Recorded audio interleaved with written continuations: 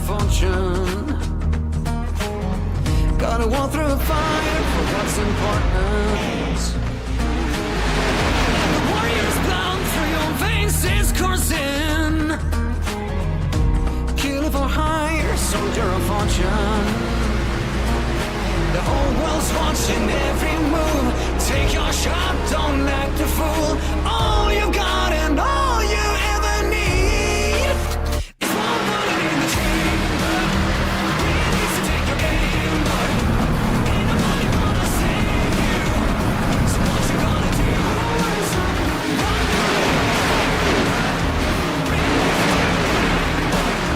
Ain't nobody gonna save you.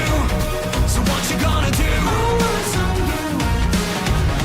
Do or die, you're a mercenary. One of a kind that you're burning to carry. Go and make them proud, do what's necessary. Oh no, do or die, you're a mercenary. Now the whole world's watching every move.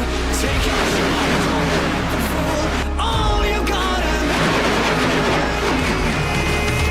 one bullet in the chamber. Rain needs to take your game, boy. Ain't nobody gonna save you. So what you gonna do?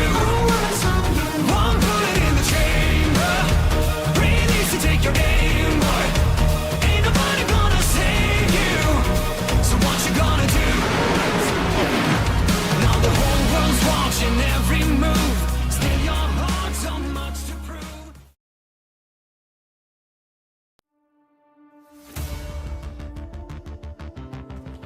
If it's Thursday, it's time for Mystic Racing League action. Welcome, everyone. I'm Ellis Thomas, joined by Chris Smith in the Slingshot Racing booth tonight. We're bringing you race number 5 of the Mystic Racing League season as the Xfinity B-Class cars thunder around Austin's Circuit of the Americas. This state-of-the-art racing facility opened just in 2012. In just a few short years, it's become one of the most iconic tracks in motorsports. Built in a remarkable just 18 months, the track's construction required over 50 million cubic yards of dirt and a huge investment in resources. The goal was clear: create a world-class racing venue in the heart of Texas. And it didn't take long for this 3.4-mile road course to capture the attention of fans and drivers alike. Austin, known for its music, tech, and vibrant culture, is the perfect backdrop for a track that blends cutting-edge technology with the thrill of classic racing. Often called the live music capital of the world, Austin has fully embraced COTA, and the energy here is unlike anywhere else. With nearly 400,000 fans attending the F1 US Grand Prix each year, Austin cemented its place as a motorsports and cultural hub. When it comes to track, COTA is a true test of skills. Miles of winding corners, dramatic elevation changes, and a signature turn 1 that features a 130-foot hill climb, one of the steepest in motorsports. Drivers got to be precise and patient. They've got fast straights, tight corners, and a very unpredictable track that can create an environment where every turn presents not only an opportunity but also a challenge. As for the winners, COTA's already hosted some unforgettable moments in both Formula One and NASCAR. From Lewis Hamilton's dominant victories to Ross Chastain, Chase Elliott, and Tyler Reddick claiming NASCAR victories, this track's been had legends making their mark on the tarmac in just this 12-year history. Speaking of dominating, one of the most striking features of this track is the COTA Tower. Standing 251 feet tall, it overlooks the entire circuit and serves as a visual anchor for the track. Its LED lights create a spectacle during night races, and from its observation decks, fans can see the entire layout. But it's more than just a pretty sight. It's also home to race control, where the tower and the action is monitored every step of the way. Chris, when we talk about dominating COTA like this tower, drivers need the power of that tower, standing tall, unwavering, and in complete control. What's it going to take for them to conquer this track and claim victory tonight? Well, they're going to have to tackle probably one of the most technical road courses in all of the world, regardless of what racing series it is, especially for NASCAR vehicles. These vehicles aren't used to tracks like this. They kind of lumber about these twists and these turns here, and so we're definitely going to be seeing all the action tonight around this great big giant road course tonight, Ellis. We have a couple of stages tonight at lap 15 and at lap 30. So 25 laps on the take of fuel. We do expect those stops to be under the yellow flag. 22 cars here tonight. Should be a very, very exciting night of action. It's going to be a great night of action. We got some business to take care of before we get to that green flag racing action. Before any of that, however, and we set up the race with some stories, it's time for everyone's favorite pre-race tradition. Everyone rise and remove your caps if able for the playing of the national anthem. We'll be back right on the other end of this.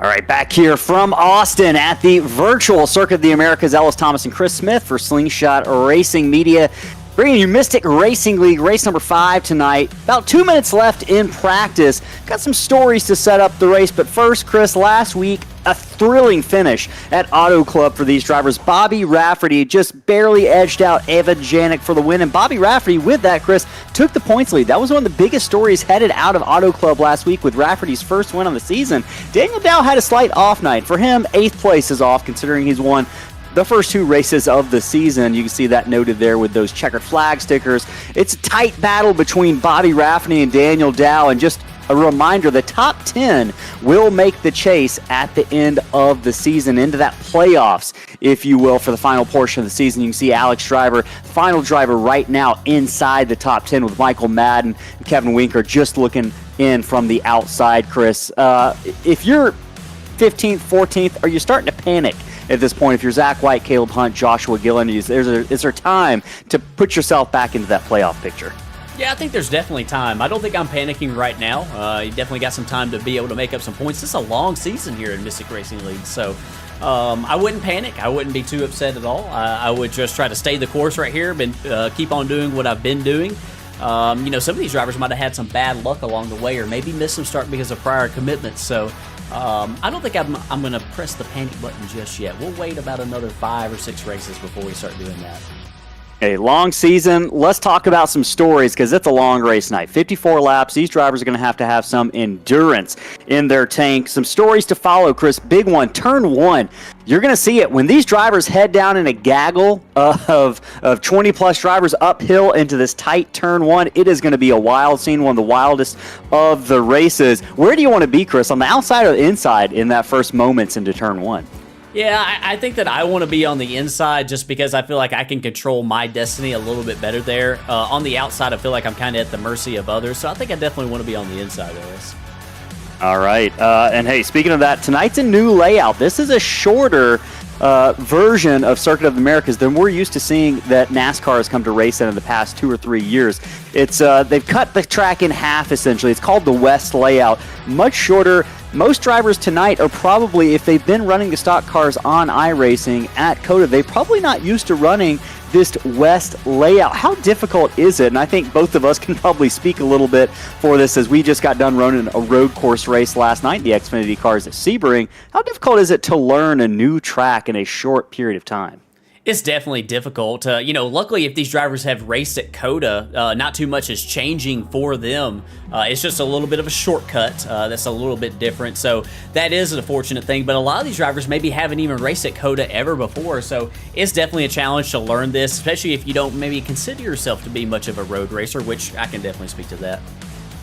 And speaking of not much of a road racer, part of what makes road racers so good is just their ability to stay in rhythm. We talk about rhythm being important in oval tracks, but iRacing takes it to a whole nother level, Chris. Rhythm is everything here. What's the most important section of this track, you think, for drivers just staying in rhythm? And if they miss one move, it could send them back a couple spots. Well, Ellis, especially with this track having an S's section right here, that rhythm is more and more important probably here than a lot of other places as well. So starting the S's portion of the racetrack, and we'll show you some onboards of that a little bit later on, that's going to be important to make sure that you hit that first turn exactly right, because you might miss all of them if you miss the first one. So it's super important, Ellis. You just got to make sure that you are paying attention to your marks. And tonight, more than anything else, it's about racing the racetrack. You're not really racing the other competitors so much as you are racing the racetrack. And that leads us to our final story. You got to stay on track. It's just 3/4 of the race is just literally mind over matter, right? Making sure you're hitting your marks and you're not going off course.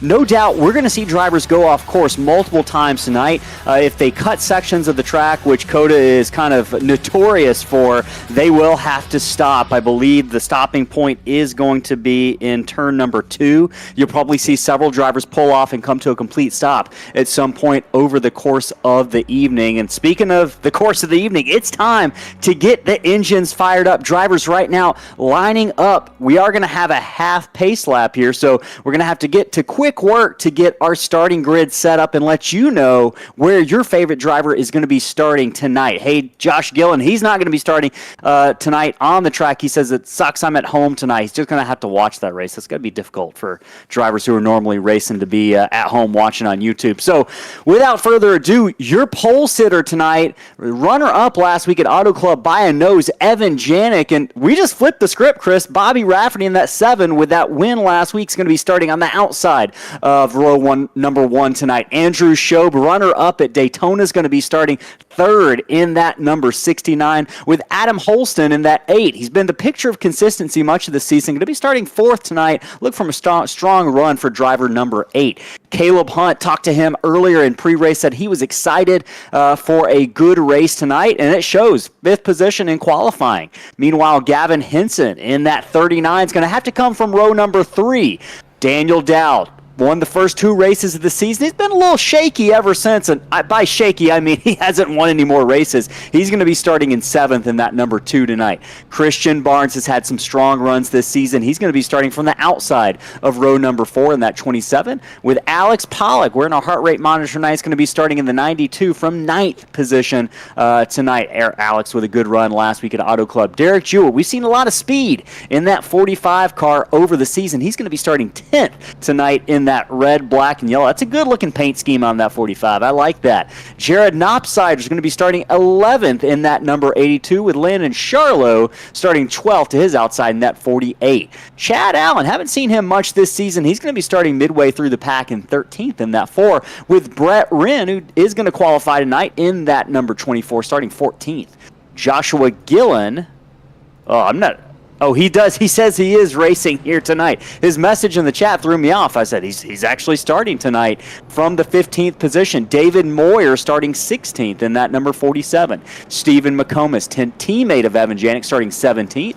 Reggie Kime starting 18th in the number 9. It's Kime time.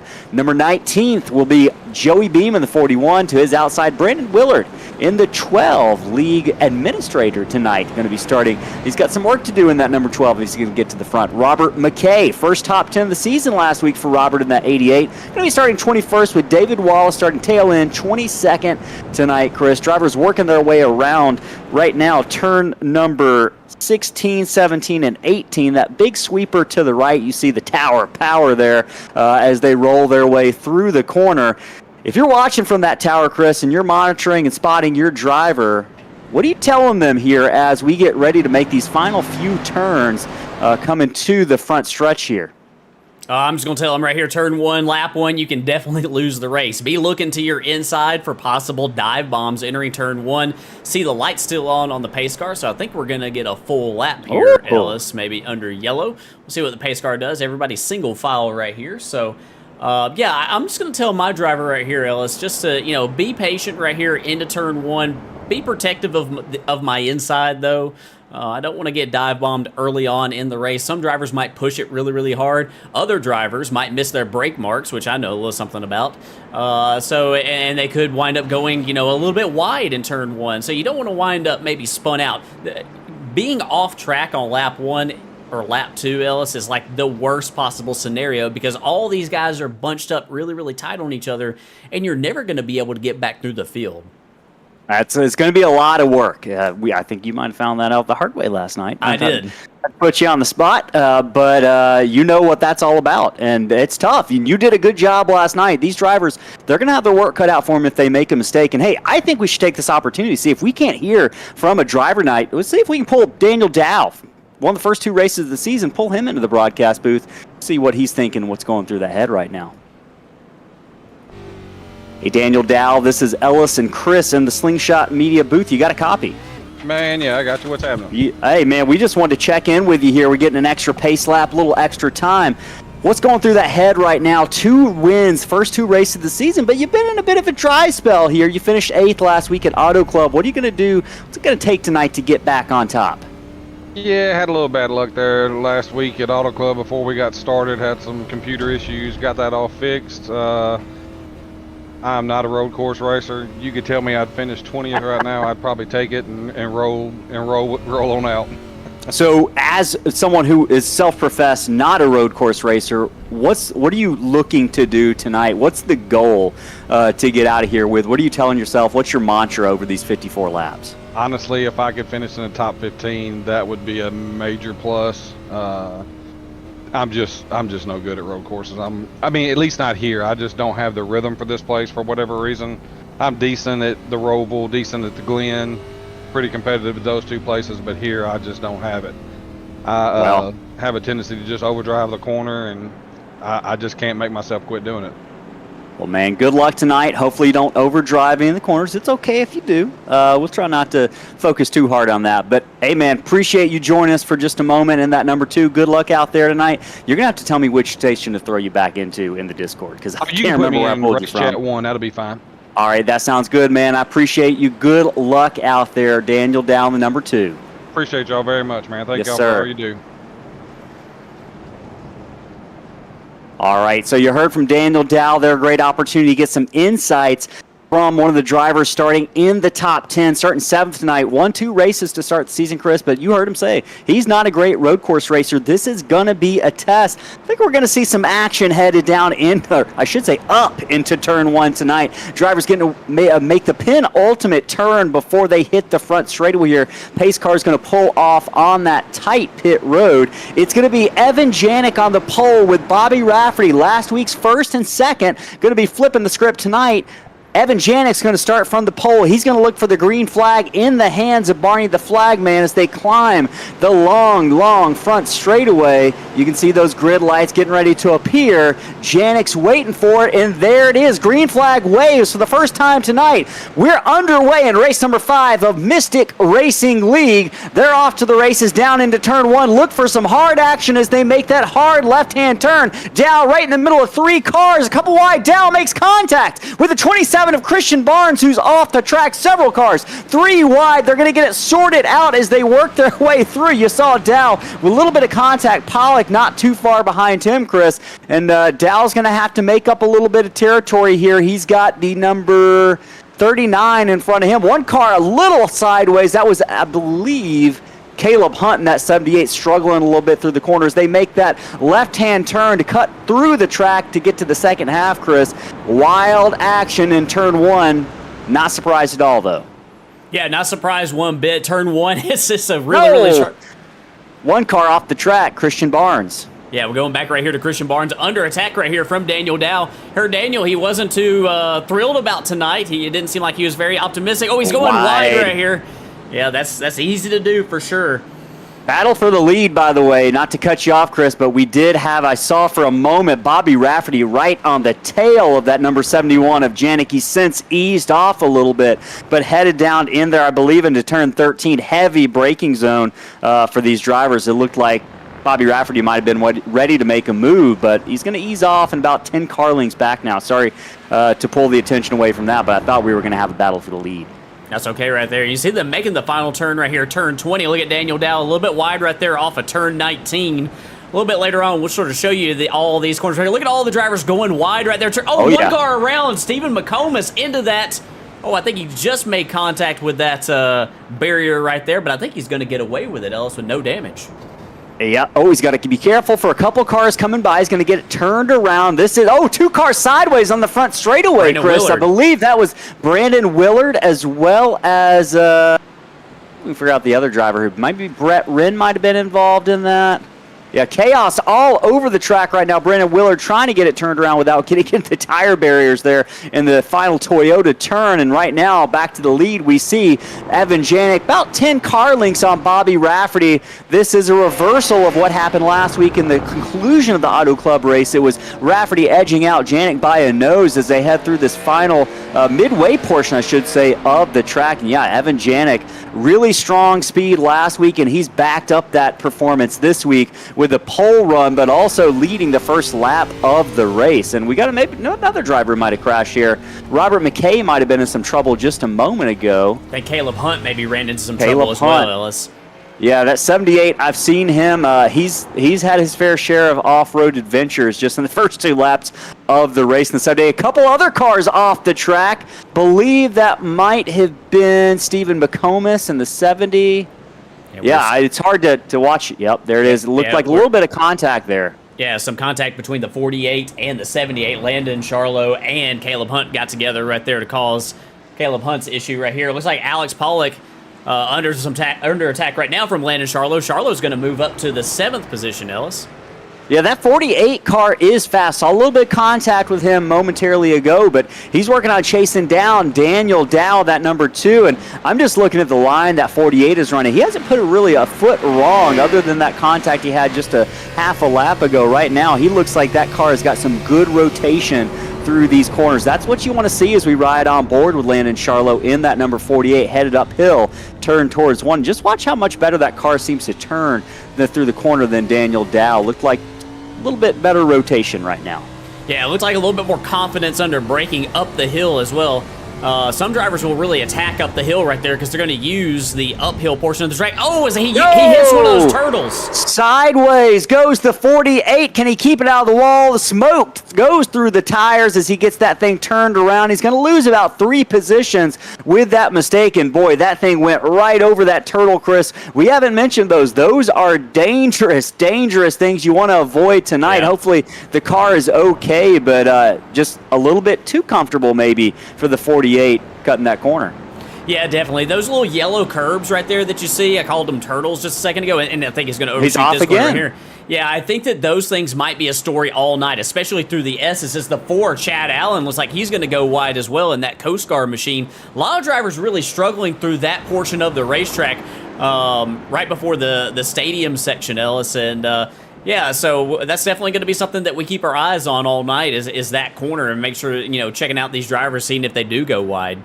Yeah, this is a great battle going on between Chad Allen, Derek Jewett, and Reggie Kime back here as they approach they're in the stadium section, headed towards 16, 17, and 18 as they wrap their way around the big tower of power. They're headed towards the final 2 corners back to the front straightaway. It looks like the 9 of Reggie Kime eases back just a little bit, but Jewett really? Oh, Jewett hard into the corner. Can he make it? Makes it stick. He might have to slow down. I'm not sure if that's going to be a violation of track limits or not. He's pretending like it's not going to be as he dives to the inside. Great move by the 45 there. And, Chris, that is one of those heavy braking zones that we're going to be watching all night long. You got a couple corners where you're going to see the drivers who thrive on heavy braking. That's one of them, and also turn 1 as they head uphill as you watch Kime really close in on the back of the 4 that time. And Jewett gets out of the throttle big time. The 4 has to go wide. Jewett sideways spins it out of turn 1.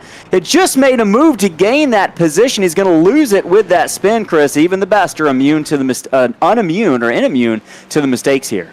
Yeah, and he was trying to cut the wheels right there to stay out of everybody's way. Looks like he's going to take a stop and go right here to avoid possibly being penalized for cutting the course. So he's back and underway right here, and that is the area where we'll see them do that right there in turn 2. He's back underway, but unfortunately, he's lost a lot of ground. Back to the 18th spot now.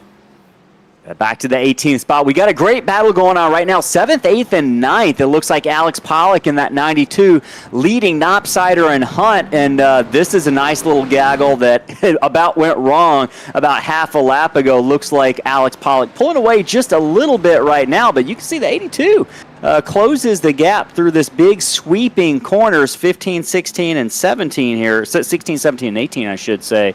And about 4 car lengths separate Alex Pollock from the front bumper of Jared Knopsider here. And I keep on getting these alerts that drivers might have crashed. Seeing these all night, I don't think this is going to be the end of the story for that, as this is a tricky track.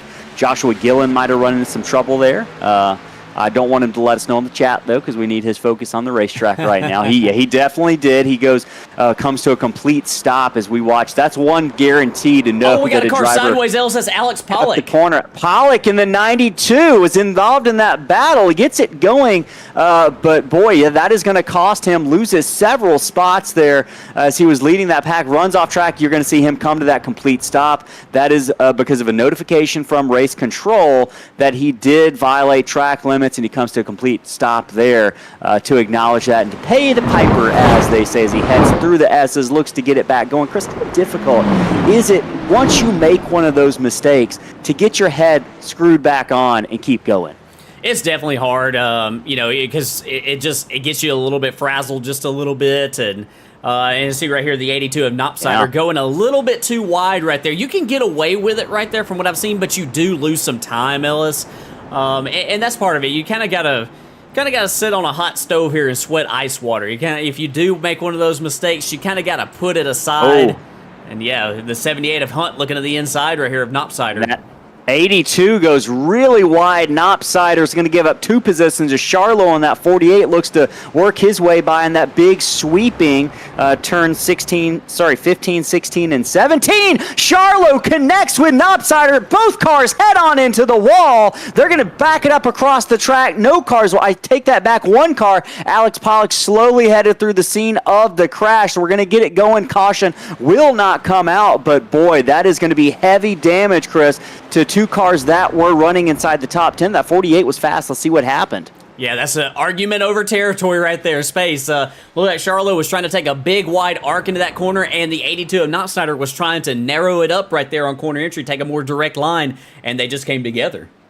They did come together, and it ended in catastrophe for both drivers. The good news for them is that we do have a caution coming up at lap 15 for the end of stage 1. That's about 9 laps from now. They're going to have to make it 9 laps, but a caution and a quick repair is on the way. Just what the doctor ordered coming up here. And right behind them, Chris, Gavin Henson, I believe, in that 39, just made a pass on Stephen McComas.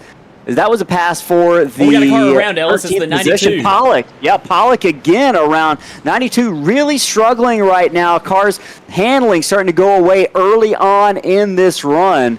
And Pollock has the second incident he's had. Going to try to get it going back again.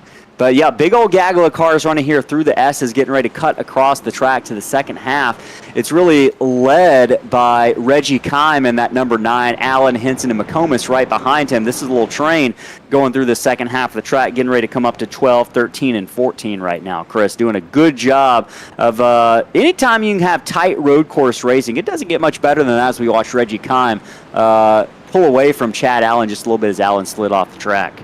Yeah, these drivers all bunched up with each other right here. And you get a sense of, man, through this stadium section, Ellis, we were talking about it before the race started.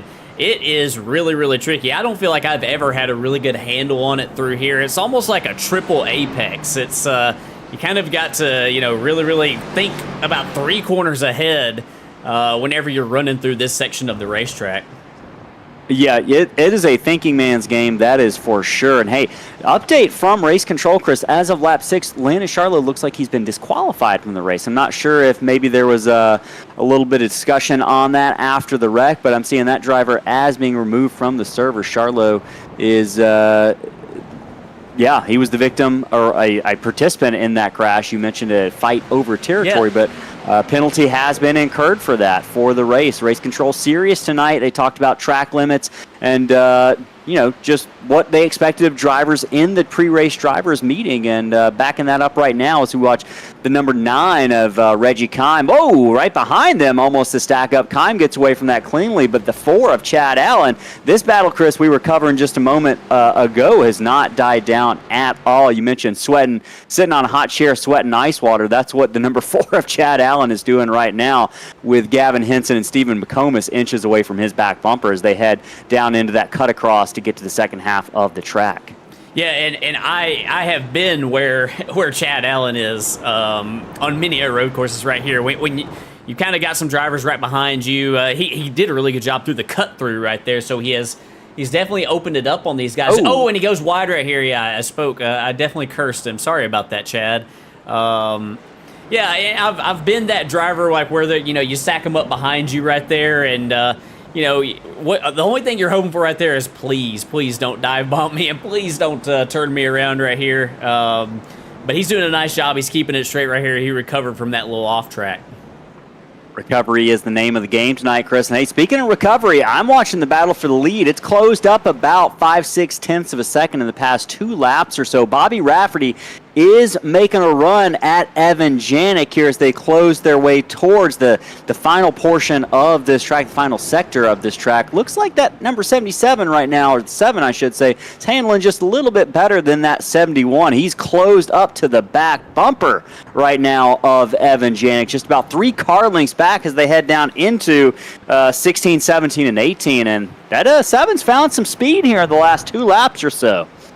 Yeah, he definitely has. And, as we get further and further into the run here, Ellis, at this stage of the race, you might start seeing the drivers who are, and I don't want to speak out of turn because it's a road course, and so maybe, Evan Janik just had a little bit of trouble in a couple set of corners. But it could also be a situation where the rear tires, buzzing the rear tires, that will really hurt you on road courses, as the run goes on further and further. So not sure if that's possibly what's happened with Evan Janik. Maybe if he buzzed the rear tires a few times on corner exit, just trying to put that throttle down, it's enabled Bobby Rafferty maybe to gain a little bit of ground on him. Yeah, he gained a bunch of ground in the entry into one, Chris. We mentioned that one of those heavy braking zones. Evan Janik off track. Did he get a stop-and-go penalty? I think the answer is yes, and that is going to be a key moment of the race right now, is we're on lap number 9 of 54, approaching 6 laps away from the first stage break. Janik has led all 9 laps or 8 laps that have been completed. He said to come to a complete stop, and that is the multiple of not the first, and it won't be the last driver to incur that penalty and have to come to a complete stop in turn 2, Chris. One car off the track in front of new leader Bobby Rafferty, getting ready to put that car a lap down. I believe that's Robert McKay. That's David Moyer in the 47. David Moyer in the 47 as Bobby Rafferty's going to work his way by. But Rafferty really loose there in this middle portion of the track. Ellis, David Moyer is going to be really happy when this stage break occurs and he can get that fast repair because that hood is just barely hanging on. He is just soldiering that thing around, just trying to stay out of the way of these leaders as they work their way by. Yeah, that thing is flapping in the wind, man. That is some the damage model on iRacing come a long way. Kudos to the folks over there. And, Chris, I do have an update. Landon Charlo was not approved to race in this race. Okay. Drivers have a very stringent registration process, and 48 apparently did not meet the registration in time, so that was why he was disqualified from the race. That is the explanation there from race control. We are on lap now number 10. Leader Bobby Rafferty works his way up into turn number 1, that tight corner.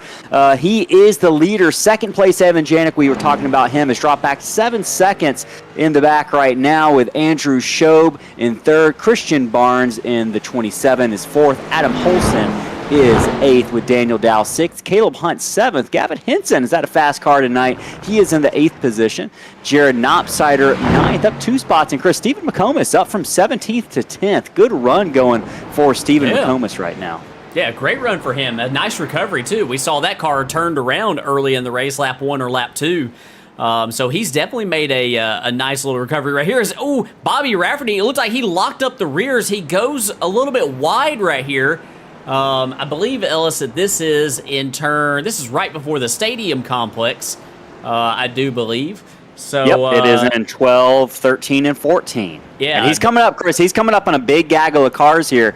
This is going to be a story to follow. We saw Evan Janik fall about 7 seconds back, but this might be an opportunity to get back up to the back bumper of Bobby Rafferty before the end of this stage, because stage points are important. Top 5 do receive points for finishing in the top 5 of that stage as they cross the line. So, a little bit of a difference in stage points between second and first place. I'm sure Evan Janik isn't going to want to let those go if he doesn't have to.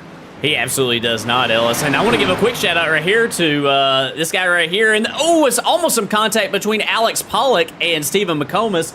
Look at Alex Pollock's heart rate if you are watching with us here on Slingshot Racing Media. We got a little heart rate monitor on Alex Pollock. He's kind enough to wear it for us tonight. And you see just how intense the action is here tonight. He's got that Slush Puppies machine right here battling for a top 10 spots, and we saw him at 120 beats per minute just a second ago, Ellis. He's working out there. And Chris, I'm good with not pulling that heart rate up again tonight if I don't have to hear you say Slush Puppies again for the rest of the race. Hey, Ellis, this is a pretty nice looking base scheme right here, man. Oh, he's gonna turn it around. I don't know if he's turning around or he's going to Blues Brothers it into turn number 11. Wow, what a moment. Held on to it. I thought he was going to just keep on going without coming to a complete stop. That was impressive. Probably not the maneuver he wanted to have us broadcast on TV, but he's going to continue on, no problem, man. That thing has been a wild beast out there tonight. He's going to need a slush puppy to cool down after this race with that heart pumping the way it is. But right in front of him, man, this battle between McComas and Knopsider is not going away right now. McComas trying to chase down Jared Knopsider. This is a battle for the 9th position. About 3 car lengths separate them. Alex Pollock, who we were following a moment ago. And here comes, looks like McComas going to drop to the inside. Ooh. Can he make it? He can't complete it. Looks like the 82 gears it up a little bit faster. Knopsider's going to get away with that one as they go down into the final turn to hit the front straightaway. And Chris, this is where I'm looking. This is a great opportunity. If you're Stephen McComas, you've shown your strength under braking. Think he's going to make a move uphill into 1? He's peeking that nose out. He's trying to show the nose like he's going to look. Here he comes to the left side. Driver's left of Knopfsnyder. Can he make it happen? Can he make it stick and not overshoot that corner? Yes, great job right there by the 70 of Stephen McComas. Yep. Good rotation for that 70 of McComas. That's going to catapult him into the 9th position, sliding Jared Knopfsnyder back to the 10th position. It's going to be about 8 car lengths that McComas is able to open up on Knopfsnyder. That's one of the closest battles on the track right now. Just 12 cars on the lead lap. Chris Derrick Jewett is the first car lap down. Pollock. That's actually Knopfsnyder right there in the 82. Both he and McComas were off track right there, but they saved it, Ellis. A great job by both of them. And to that point, Chris, how easy is it to follow that driver in front of you into the same mistake that they just made? Oh, it's so easy because you get, I'm somebody that on a road course, Ellis, I kind of like a rabbit. I kind of like a driver in front of me who knows what they're doing and is, real smooth. And, I like to be able to follow their line and follow what they do. And I feel like I can learn off of them. So, man, we got our leaders in a lot of this lap traffic, Ellis. Yeah, leaders coming up on lap traffic right now. Evan Janik had just cleared the 45 and the 9 of Reggie Kime. Big old gaggle, but it's going to allow Evan Janik to close up about 3.5 tenths. 3.5 seconds, I should say, on Bobby Rafferty. He's cleared that lap traffic. Rafferty getting ready to work through a little bit more, Chris. He's coming up on Alex Pollock. Let's see that heart rate climb just a little bit more here in about one corner or so. If you're Bobby Rafferty, how gentle are you and patient are you with making these passes on these lap cars? We're 12 laps in. We're just 3 laps from the end of the first stage. Is there any sense of urgency? Is he nervous about Evan Janik behind him, or is he just kind of on a Sunday drive right now as we watch, I believe, Stephen McComas slam on the brakes hard, a little bit of smoke coming out of the rear tires as they head uphill and get ready to hit the S's. Yeah, Ellis, with a 4.5 second lead, you can afford to be a little bit patient, but here, if you ride behind maybe some drivers who are struggling a little bit more than you through some of these sections, like through the S's, for example, where we are right here, is McComas is going to do a nice job and get out of the way right here, I believe. You can lose a lot of time very fast. Sometimes it feels like drivers who are fast are really aggressive on road courses. That's just because they recognize that they can lose ground very quickly and very easily on these road courses. As the 28 right here looks like he's a little bit wide. Yep, Joshua Gillen struggling just a little bit there. Not the first driver, nor will he be the last driver as we watch him gear it back up. But yeah, Bobby Rafferty able to clear the number 92 of Alex Pollock. No problem. And Chris, let's talk about Bobby Rafferty real quick. He is the current leader. Watching him roll through the stadium section here. Bobby Rafferty, I feel like it's been a tale of 2 seasons, just 4 races in. It's been a great season all the way. Straight top 10s, but first 2 races at Daytona and Atlanta, 9th place respectively in both of those races for Bobby Rafferty. And then he went to Phoenix where he finished 2nd, and then he pulled out the win last week at Auto Club. He's on a surge of 1st and 2nd place finishes, and right now he's working on adding to that list. One car that barely gets the toe before Bobby Rafferty gets to the front straightaway had just gone off track. But yeah, man, this is one of those seasons that you dream of for Bobby Rafferty with that Ancient World gaming machine heading up into turn 1, I should say. It's been a picture of consistency all season long. We've talked to him in the winner circle last week and from the podium the week before, and he's just calm, cool, and collected. He seems like one of those drivers who is an intellectual, I guess, and that really seems to suit this style of track tonight. And we're watching him showcase that prowess out here. Yeah, definitely, as he goes through the cut through right here. He spoke with a lot of confidence last week, Ellis, when we interviewed him about this upcoming race right here. A driver who does seem to have, that road course experience. And he's clearly fast in stock cars on, conventional stock car tracks.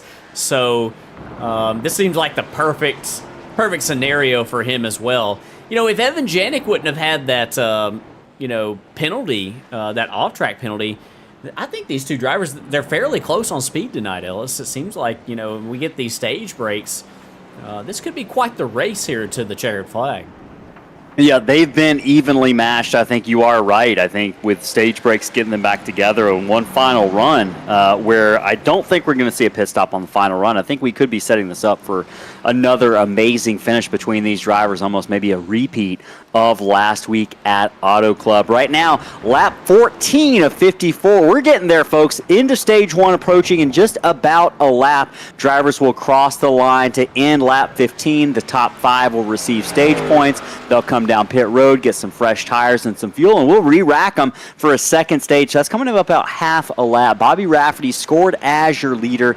Evan Janik second. Andrew Shobe third. Christian Barnes fourth. Adam Holston, the last stage point eligible driver, is sitting in fifth in that number 8.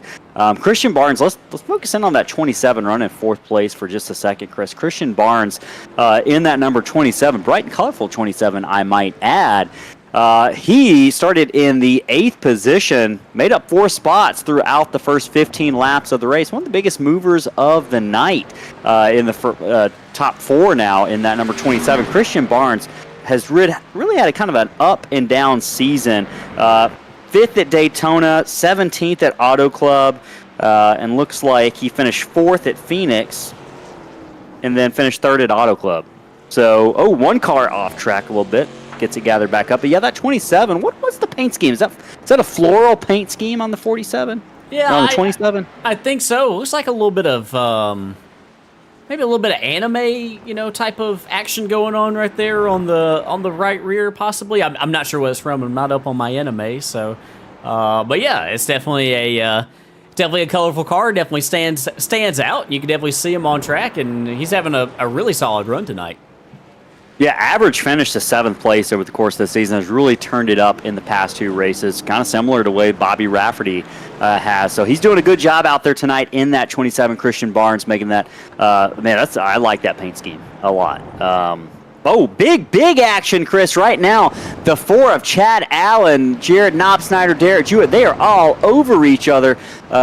Back here in the 11th position. This is a battle for position between all these drivers. They are a lap down, but and Andrew Shobe boy, they are going at it. Yeah, Shobe trying to clear his way through some of this lap traffic in that 69 right now. He's got 2 drivers going at it.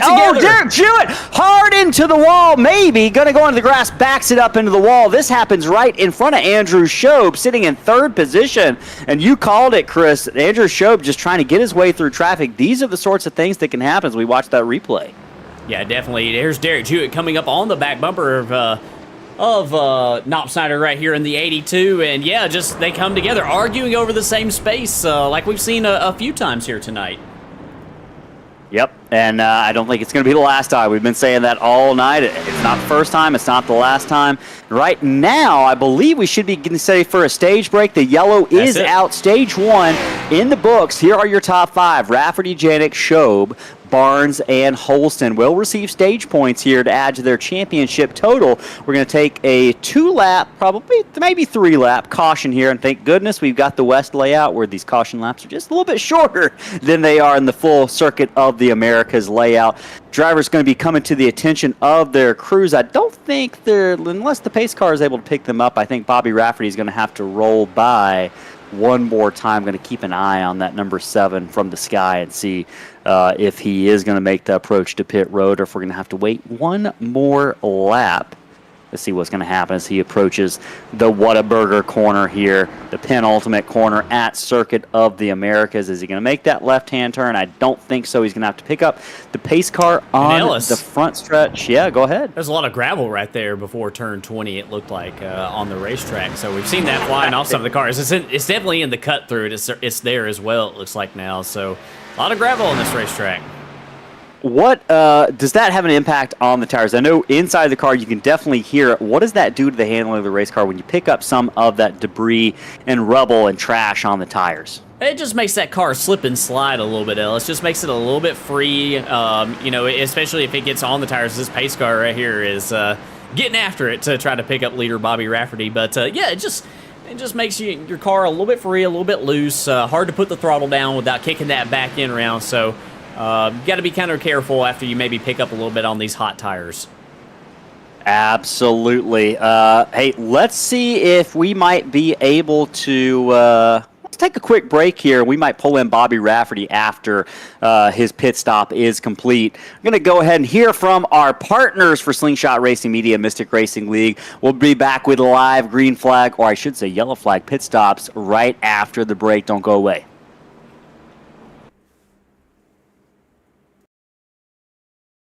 Hey partner, I'm Barry, your pocket crew chief, the very first AI-powered mechanic for sim racing.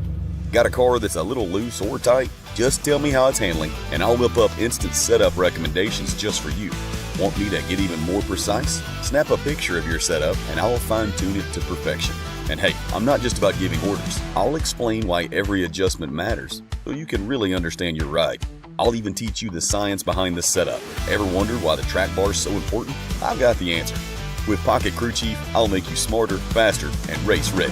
So what are we waiting for? Let's build to win.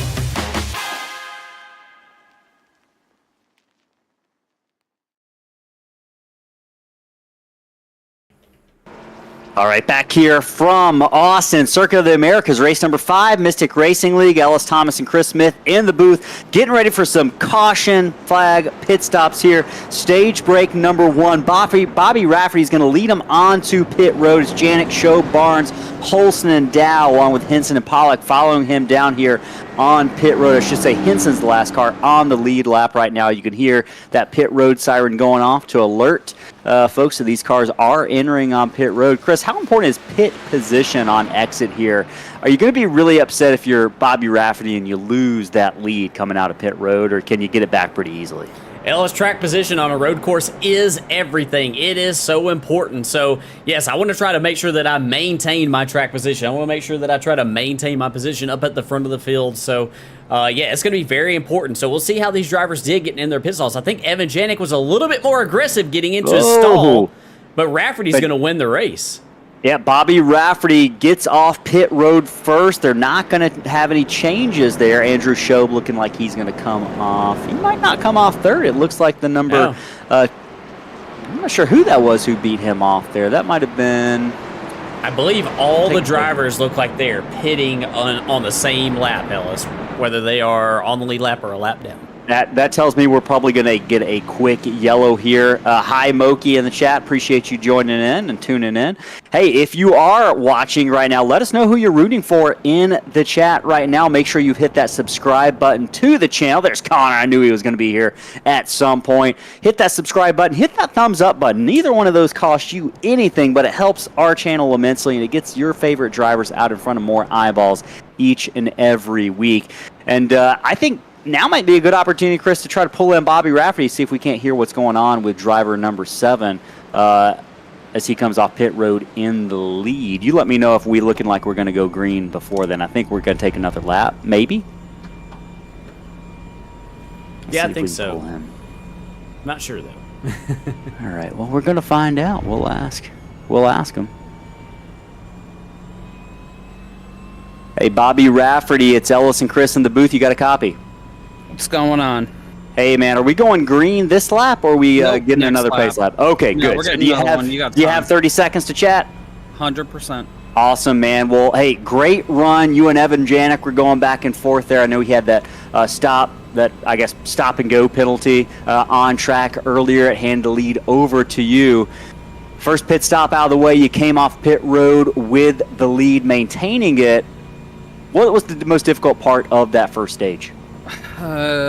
Keeping myself from abusing track limits and just keeping the tires under me. I knew as the run went on with how hard, Evan was pushing especially through this section here. I mean, I was joking with him on the radio. I said, you go any further out towards the wall, bring me back a hot dog. So just like I said, just drive within myself, keep the car respectable, as per track limits, and keep the tires under it. And I figured he'd end up working his way back to me, and that's even without that penalty that he had to serve, we were starting to reel him in. And then once we got out front, I didn't really change my pace. I just kept doing what I was doing. And it looks like, he had some more mistakes, and we were able to pull away to a pretty comfortable lead. All these drivers doing a good job, man. It's a difficult track out here tonight, especially with the new layout, learning that. How difficult has it been to work your way through lap traffic? Have you had any hold your breath kind of moments? Yeah, I had one with the 88. I don't know if he overshot the corner or if he's trying to dive bomb the car in front of him, but he spun out in front of me in turn 1, and I raised up about 3 inches in my seat, but we made it through that, and no big deal. For the most part, everybody's been really respectful. It's just we're driving on ice out here right now. Oh, man, you're doing a great job. You're making ice look pretty good right now, man. Go out there, do the same thing you did for stage number 1. We're getting ready to go to stage number 2, and good luck out there. Maybe we'll talk to you into the night. Bobby Rafferty, driver the number 7. Thanks for joining us for a second. Appreciate you, brother. Yes, sir.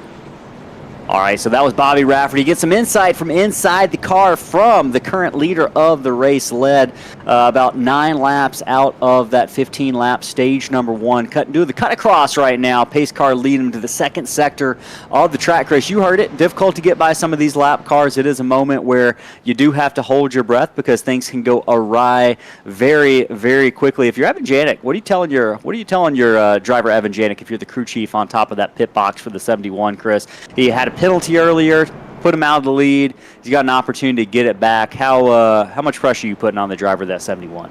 Well, I definitely want him to look after those tires right here.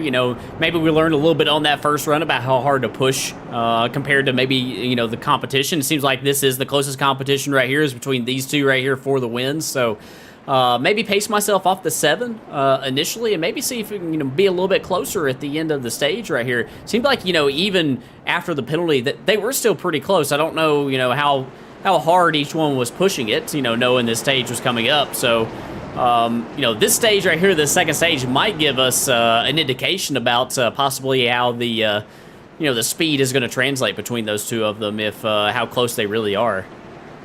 Yeah, and speaking of Evan Janik, he's been kind of the breakout star of the past 2 races. Didn't race at Daytona or Atlanta, but joined us at Phoenix and Auto Club. Finished 3rd and 2nd, man. He's looking to make that even one better tonight, getting ready to hit the final 2 corners. Pace car going to be coming in just about half a corner here. Connor says, what's up, everyone? Connor, we're glad you could join us. I was starting to get worried there whether you might find yourself in the chat tonight or not, but we are glad you showed up. Thanks for tuning in. Right now, Bobby Rafferty's going to make that final left turn to the front straightaway. They're going to be headed uphill, and it's going to be another crazy turn 1. I have a feeling, Chris, you're going to be keeping an eye on several of these drivers. It's going to be on Rafferty to take the green flag. He's going to wait for just a moment, hits that throttle. We are back under green. The lights change colors. Rafferty ducks to the inside, headed up towards turn 1. Who's going to make it? Who's going to miss it? Oh, one car sideways. Looked like the number 88 back into the back of the Oh, he's around, Ellis. Couple cars around. Yeah, that was Robert McKay really struggling there after a great top 10 last week. Didn't go his way in turn 1. Most of the drivers in the top 10 going to get a single file.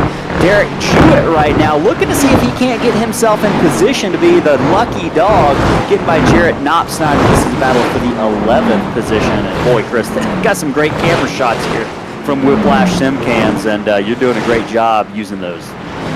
Yeah, they provide us with a great product here, and if that's something that you are interested in, make sure that you check them out. They definitely make some great cameras. Oh, it's in contact. Into the side of the number 82 of Jarrett Knopsnyder. Jewett's going to continue on. One car collides with Knopsnyder there. Not sure who that was. That might have been David Wallace in the 08, and boy, man. We've had some contact here all night long, but it has ratcheted up a level here as we have just started stage number 2.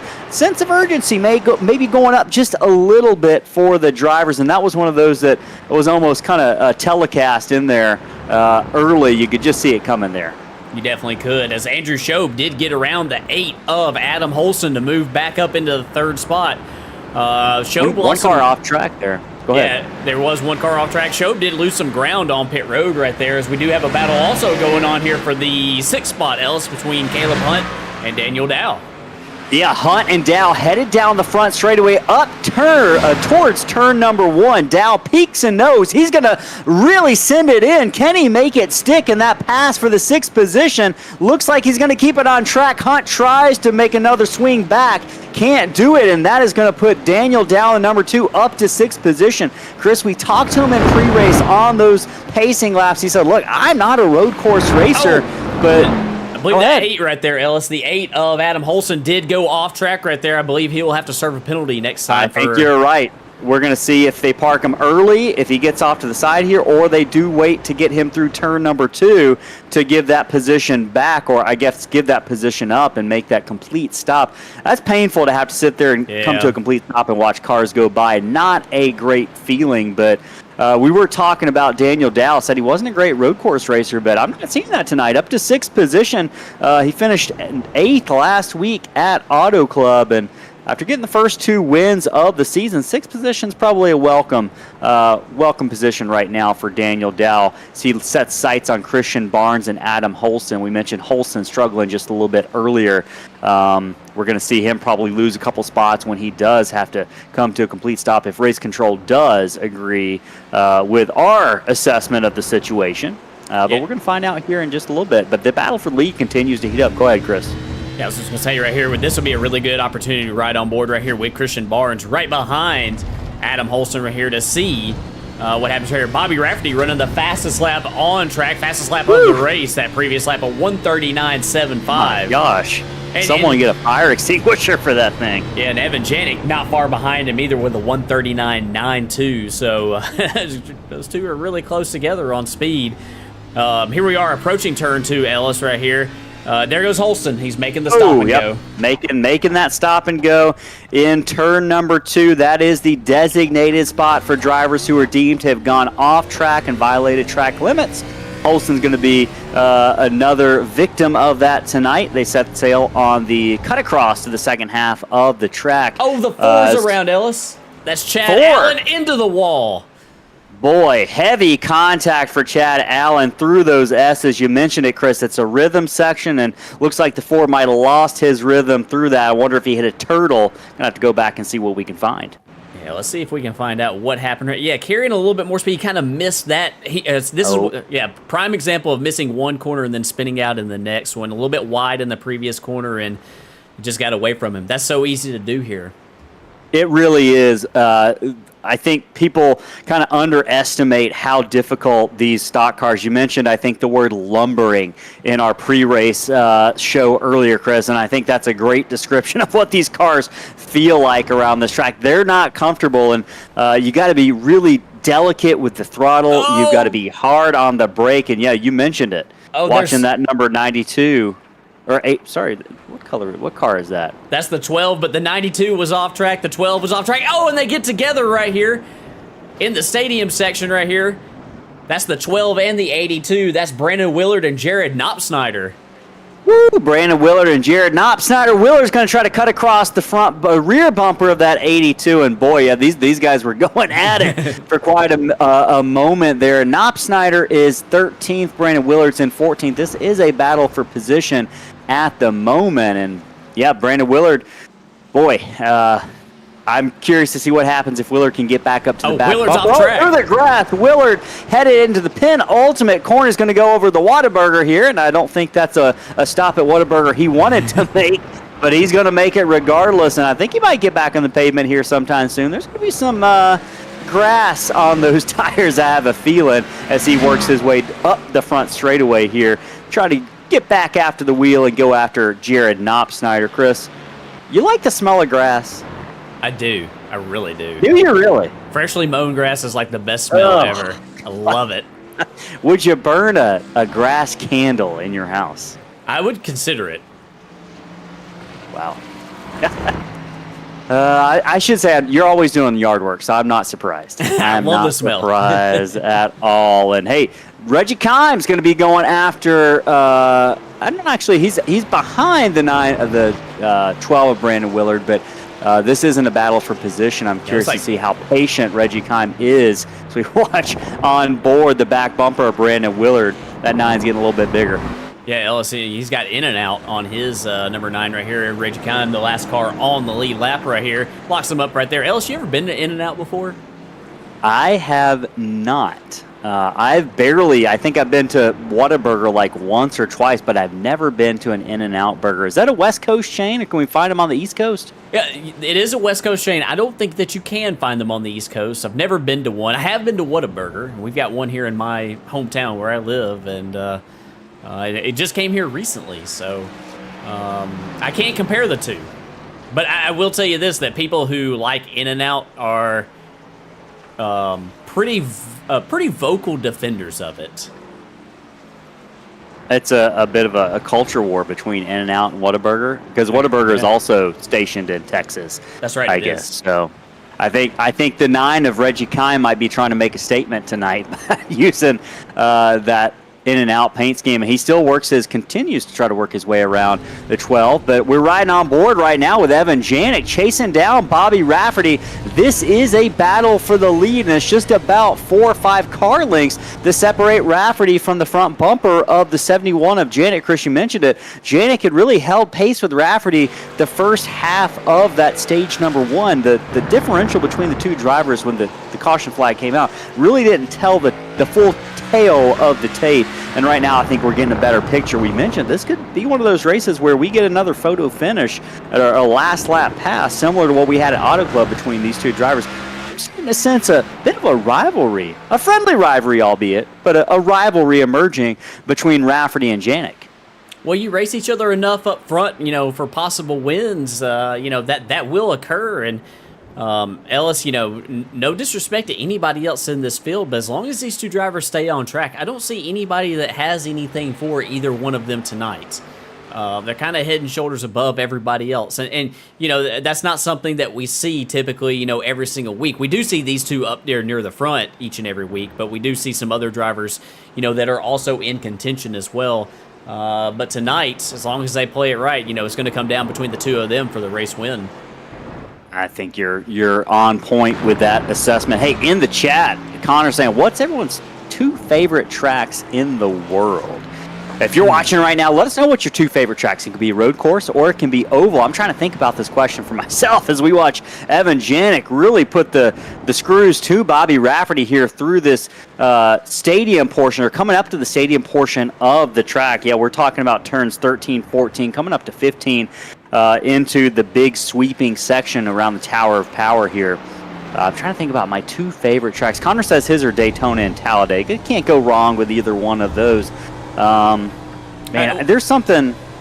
I was going to say, I'm trying to think about this from a couple different perspectives as we ride on board right here with Evan Janik. I'm thinking about, as a sim racer, what are my 2 favorite tracks to race on? And then I'm thinking about, in real life. Watching. Yeah, what are my 2 favorite tracks?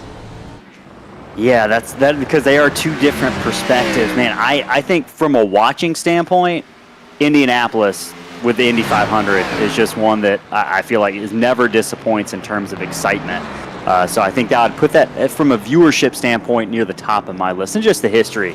You can't go wrong with a track steeped in such rich tradition and history. We talk about COTA being 12 years old. Indy is over a century old. And you can't recreate that sort of thing. Yeah, this is very, very difficult too. To watch these drivers exit through the S's right here and go through the cut through. Yeah, I'll try to think about this from a sim racing standpoint. And I think that these 2 tracks would probably be up near the top of my favorite tracks to watch races at too. Something about Homestead Miami Speedway, Ellis. I really, really love that track, and can't go wrong with, you talked about the history before, Darlington. Oh, yeah, Darlington. I would love to go see a race in person at both of those tracks. That happens sometime. We go to Talladega a lot. I think we need to make Darlington happen here in the next couple of years. Connor says he loves the new COTA. I agree with Connor. I think this new shortened version of COTA, this is the first time I've seen it in action as we watch the leaders get ready to work their way by Brandon Willard here through the stadium section, through the big sweeper, headed down into turns 19 and 20. I love this. I think I think it simplifies the track. It makes it a little bit easier to watch from a fan's perspective. And right now, man, from the racing perspective, it's put on a pretty good show with these two leaders. You can't ask for much more. You definitely can't. And, you mentioned it also, with the real life NASCAR Cup race this weekend having these stages also, I think it's something to be said for the viewer experience. Those that are also in person at the track, they get to see more racing under green, more time under green because, of the shortened, pace lap, basically, because they're cutting out that turn 11 hairpin, those two long straightaways. So I think it's a good move all around. We'll have to see how it plays out, though, but I'm liking what I see tonight. Yeah, it is. So far, I'm enjoying it. They make that cut through once again, and a little cloud cover coming in here over Austin, Texas right now, Chris. Does that change these drivers' calculations and the handling of these cars at all, as some of the track looks like to be more shaded than it has, throughout much of the race so far? Yeah, possibly. It does change, this is a place right there that requires a lot of concentration, a lot of focus, and, just any type of change, a slight dimming of the track, that does change, your focus. As here comes Janik looking to the inside of Rafferty. They almost come together. You could have stuck a sheet of paper between Janik and Rafferty. Rafferty holds off the advances of Janik. Janik a little bit of sideways. They work their way through the big sweeping 15, 16, and 17. I should say 16, 17, and 18 around the Tower of Power. Down into turn 19 and 20. Getting ready to hit the front stretch one more time. Janik maybe looking like his urgency has gone up just a little bit here. I'm looking at turn 1 as an opportunity, Chris, for Janik to really send in hard. He keeps pace with the back bumper, and I think this is going to be a big moment here, headed up into turn number 1. Will Janik, that black and blue car, looks to dive his nose, and he's going to go for it. Janik to the inside. Can he make it stick in turn number 1? They're going to have lap cars to deal with. He goes wide. Rafferty completes the crossover side by side, headed down into turn 2. This is a battle for the lead just about halfway through. Race number 5 of the Mystic Racing League through the S's. Who's going to give? Big contact. Janik sideways. Can he hold on to it? Big moment. Save of the race so far for Evan Janik as they cut through the track towards the second half. Boy, gutsy call for both of those drivers, Chris, to go side by side through the S's. You just don't do that. You're not supposed to do that. But they pretty much made it work with just a little bit of error on Janik's part. Yeah, that was just super, super tight right there. You said it, Ellis. You're not supposed to be able to do that. I was wondering how that was going to play out because at one point, one driver has an advantage, at another point, another one has the advantage, because of the twists and the turns there. Here's lap traffic. Bobby Rafferty coming up on the back of Reggie Kime and Alex Pollock. They're going to get out of the way, at least for the moment. Kime's the next car to get lapped. I thought that might be a big moment that would allow Janik to sneak back up. He is going to pick up about 2 or 3 car lengths, but now he's got to clear. Can he go 3 wide? He thought about it for just a moment there. Headed down into turn number 19. He hasn't cleared Pollock yet. And look at Pollock's heart rate climbing through the roof. It's been around 116 most of the race, Chris. That is he's burned some serious calories. We're gonna have to check on Alex Pollock at the end of the race. 120 beats per minute. There's some blood flowing through the driver, the number 92 right now. Yeah, it is. He's definitely gonna need a slush puppy after this race tonight to replenish, right? Yeah, sure.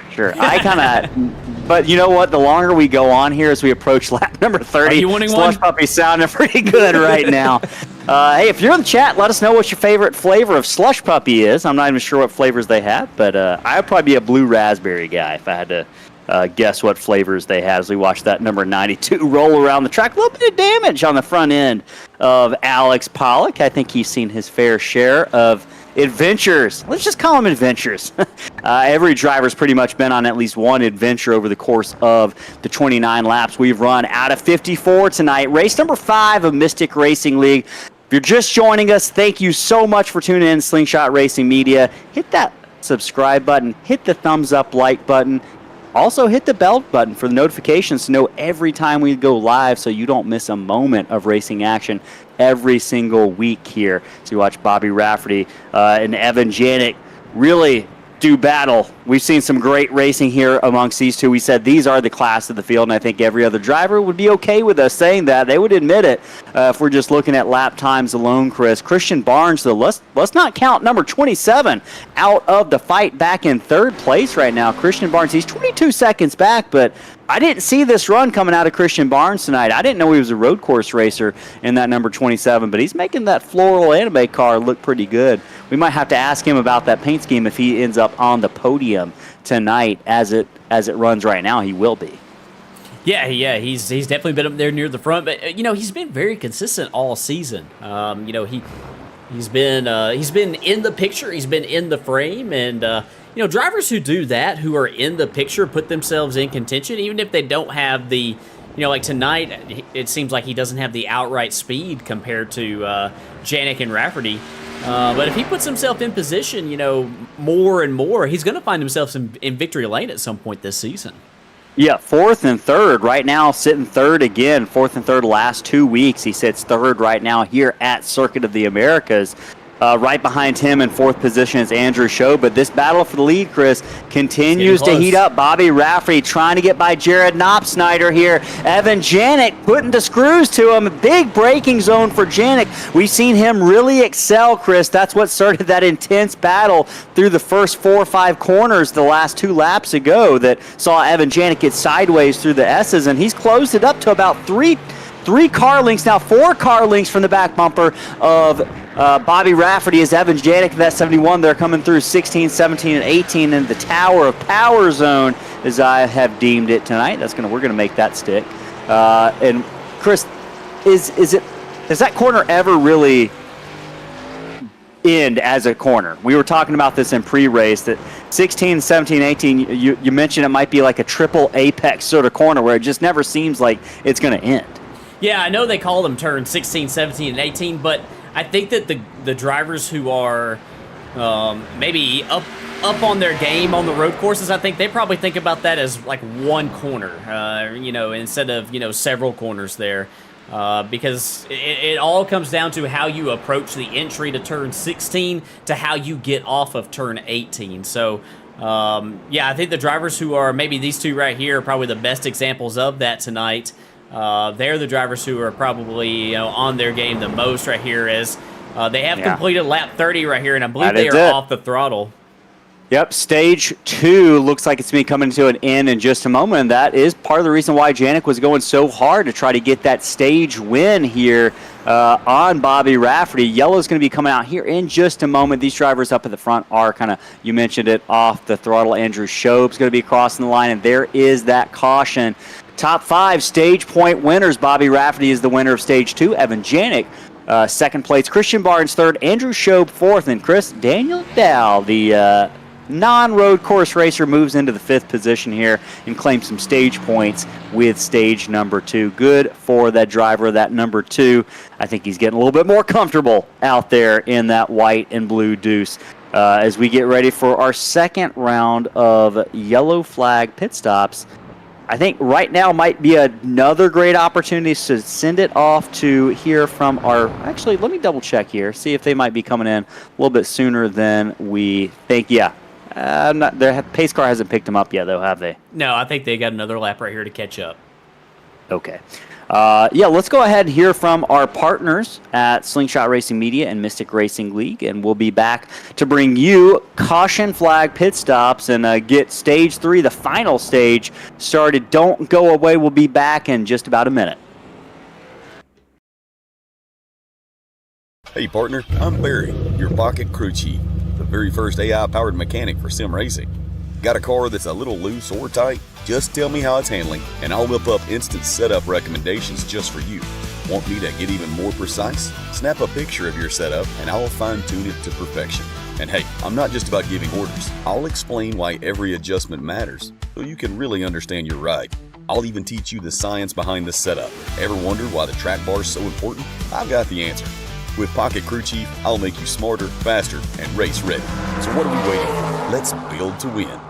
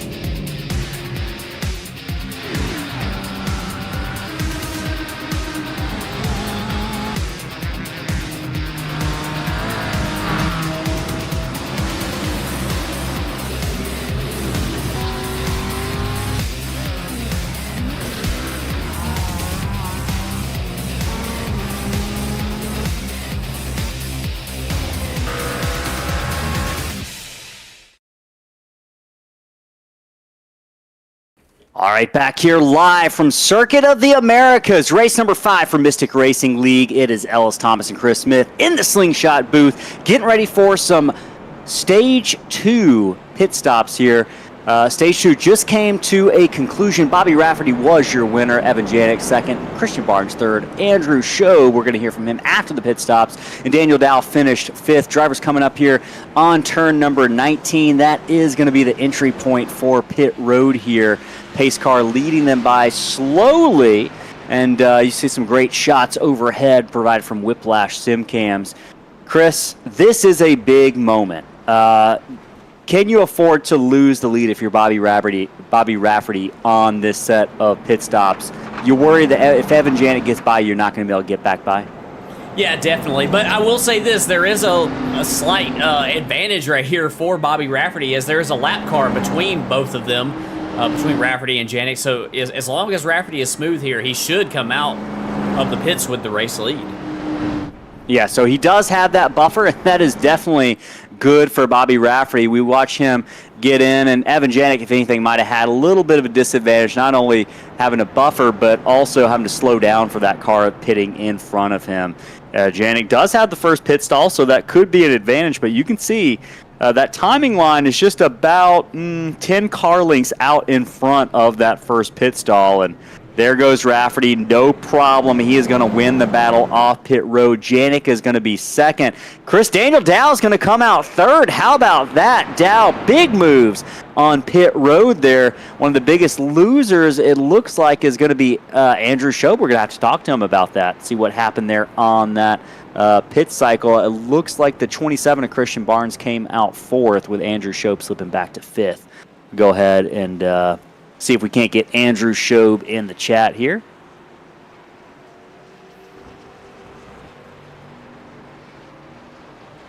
All right, Andrew Shobe, it's Ellis and Chris in the Slingshot booth. You got a copy? Yes, sir. How's it going? Hey, man, it's going. You're looking pretty good out there. I know you've had a few moments throughout the race. You just came off pit road. I'd lost a spot, I believe. What happened on pit road? Just normal pit stop, or did anything go wrong? Normal pit stop, hit it right. Okay. Christian was ahead of me. I'm not sure how Daniel got up there. He must not have taken tires or something. He was behind me, but yeah, looking good. No way I'm keeping up with those front two guys. That's impressive, but giving it a best shot. Yeah, man, you are doing a heck of a job. They are definitely the class of the field. I think most of y'all would admit that based on those speeds that they've had tonight. What's been the trickiest thing over the course of the evening that you've encountered out here at this new revised layout, Circuit of the Americas? Yeah, absolutely. I mean, this is my first time running this track, so all new to me anyways. Trying to get the tires warm, not get it loose. I'm really struggling with the throttle right now. Second gear is breaking loose on me, so that's been a challenge. But other than that, just dodging lap traffic. Well, man, you're doing an amazing job in that green and yellow number 69. We'll look to see you in the top 5 at the end of the race. Good luck out there for the remaining 21 laps or so. Hang in there. It's a long race, my friend. Absolutely. Let's go. Andrew Shobe, 69, will be keeping an eye on it. Good luck for the rest of the race. Appreciate it, fellas. All right, so you heard from Andrew Shobe. He mentioned that throttle control is one of those most difficult things these drivers are managing. We've been hearing that.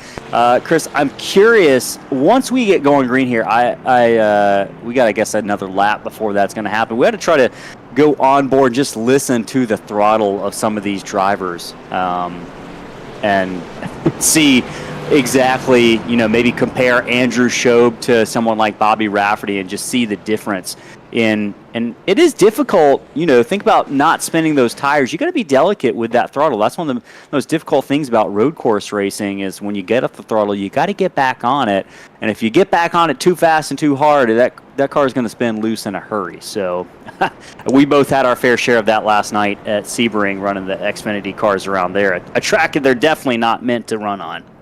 Yeah, that's definitely true, Ellis. And I think that there is something to that. I think that these stock cars, and I'm definitely not a road racing expert by any means, but I think that these stock cars on road courses, I think one of the tricks to being at the end of the race, being up there at the front, is how you are able to control that throttle and be try to not buzz those tires, as we say, not spin those tires off the exit of the corners.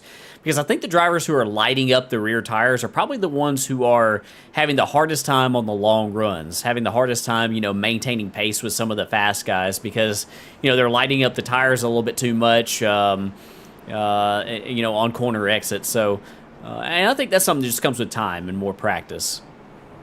Yeah, I think there's been plenty of practice out there tonight. We got a couple more road courses on the schedule, on the calendar for the Mystic Racing League Xfinity Series season. Believe we've got the one to go. I believe the lights are out on the pace car, if my eyes do not deceive me. We got about half a lap before caution. I think we might do some trivia here. We're not going to be giving away a diecast night. This is just fun trivia, so you can learn a little bit about the city of Austin. We don't talk about that. We don't talk about NASCAR too much, as it's a new track on the calendar. And you're welcome to put your best guesses in the chat for the answer for this question. But hey, what unique natural attraction can be found under the Congress Avenue Bridge in Austin? Some answer choices here for you. Is it an underground hot springs? Is it an ancient cave system? Is it a rare species of blind salamanders? Or is it the world's largest bat colony? What unique natural attraction can be found under the Congress Avenue Bridge in Austin? It's definitely a big tourist attraction. What's going on under there, under the Congress Avenue Bridge? Is it a bat colony? Is it underground hot springs, an ancient cave, or a rare blind species of salamander? We'll give you the answer here in just a little bit. Let us know if you think you know the answer in the chat. Just type in what you think it is. Right now, headed into the Whataburger corner, turn number 19. Chris, Bobby Rafferty is going to be leading Evan Janik. If you're Evan Janik, I think there's a sense of urgency. I think you want to get by Rafferty when you got a chance. We've seen turn one be a hot spot all night long. I don't think this is going to be any different. It's going to be on Rafferty to get into that restart zone. When he takes that green flag, Evan Janik's going to probably try to make a move. I'm not sure if he's going to try to do it on the high side or try to get underneath Rafferty. We're not going to have to wait long to find out. Stage number 3, the final stage, underway here for the Mystic Racing League from Circuit of the Americas. It's Janik and Rafferty side by side. Janik has an edge. Will Rafferty drive it in hard? Both drivers show a little bit of discretion there. Daniel Dow almost gets in the side of Evan Janik, and boy, a couple cars sideways, Chris. Janik will continue to give chase to Bobby Rafferty here. Daniel Dow slides into third position. Andrew Shobe gets up to fourth, making a pass on Christian Barnes in that number 27. Shobe in the 69 up to fourth position. He's going to try to get back into the third position maybe, but Christian Barnes is going to have something to say. Shobe wide, goes off into the track. Can he get it back gathered up in front of Adam Holston? Holston puts a bumper to the back bumper of that 69, and Chris, drivers all over the place right now. Everyone trying to get every inch, every position here with just 19 laps to go from Texas. Yeah, and Ellis, a lot of drivers held onto their fast repairs for that pit stop right there. So a lot of drivers feeling like they got some new life in them right here. Oh, as the Holston around. Sideways. Holston from fifth position, now sideways into the grass, trying to get it gathered back up, Chris. He's going to lose at least 4 or 5 positions there as Alex Pollock and Reggie Kime also look to get by. Reggie Kime, by the way, was the lucky dog that time by. The 9 is in 9th. He's back on the lead lap, but yeah. Adam Holston, you can see him get sideways. Yeah, just turn that thing around right there on these colder tires right here, just making that pit stop. Chris, Evan Janik looking inside Bobby Rafferty as they make their way to the front straightaway. It's going to be an opportunity. He loses a little bit of ground there. He was on the back bumper of that number 7 as they came off of turn number 20. I don't think he's going to be close enough to send it in. He's going to maybe give it a look. He's just not close enough to make it happen that time by, but I think it's safe to say that 71 got through turn 1 just a little bit better that time than the 7 of Bobby Rafferty. Yeah, looking back right here from the roof, looking back at Evan Janik right here, you can see right here is, Evan Janik is really, really good right here. Oh, he kind of missed that one a little bit. He was really good in the first part of those S's right there, really gaining ground.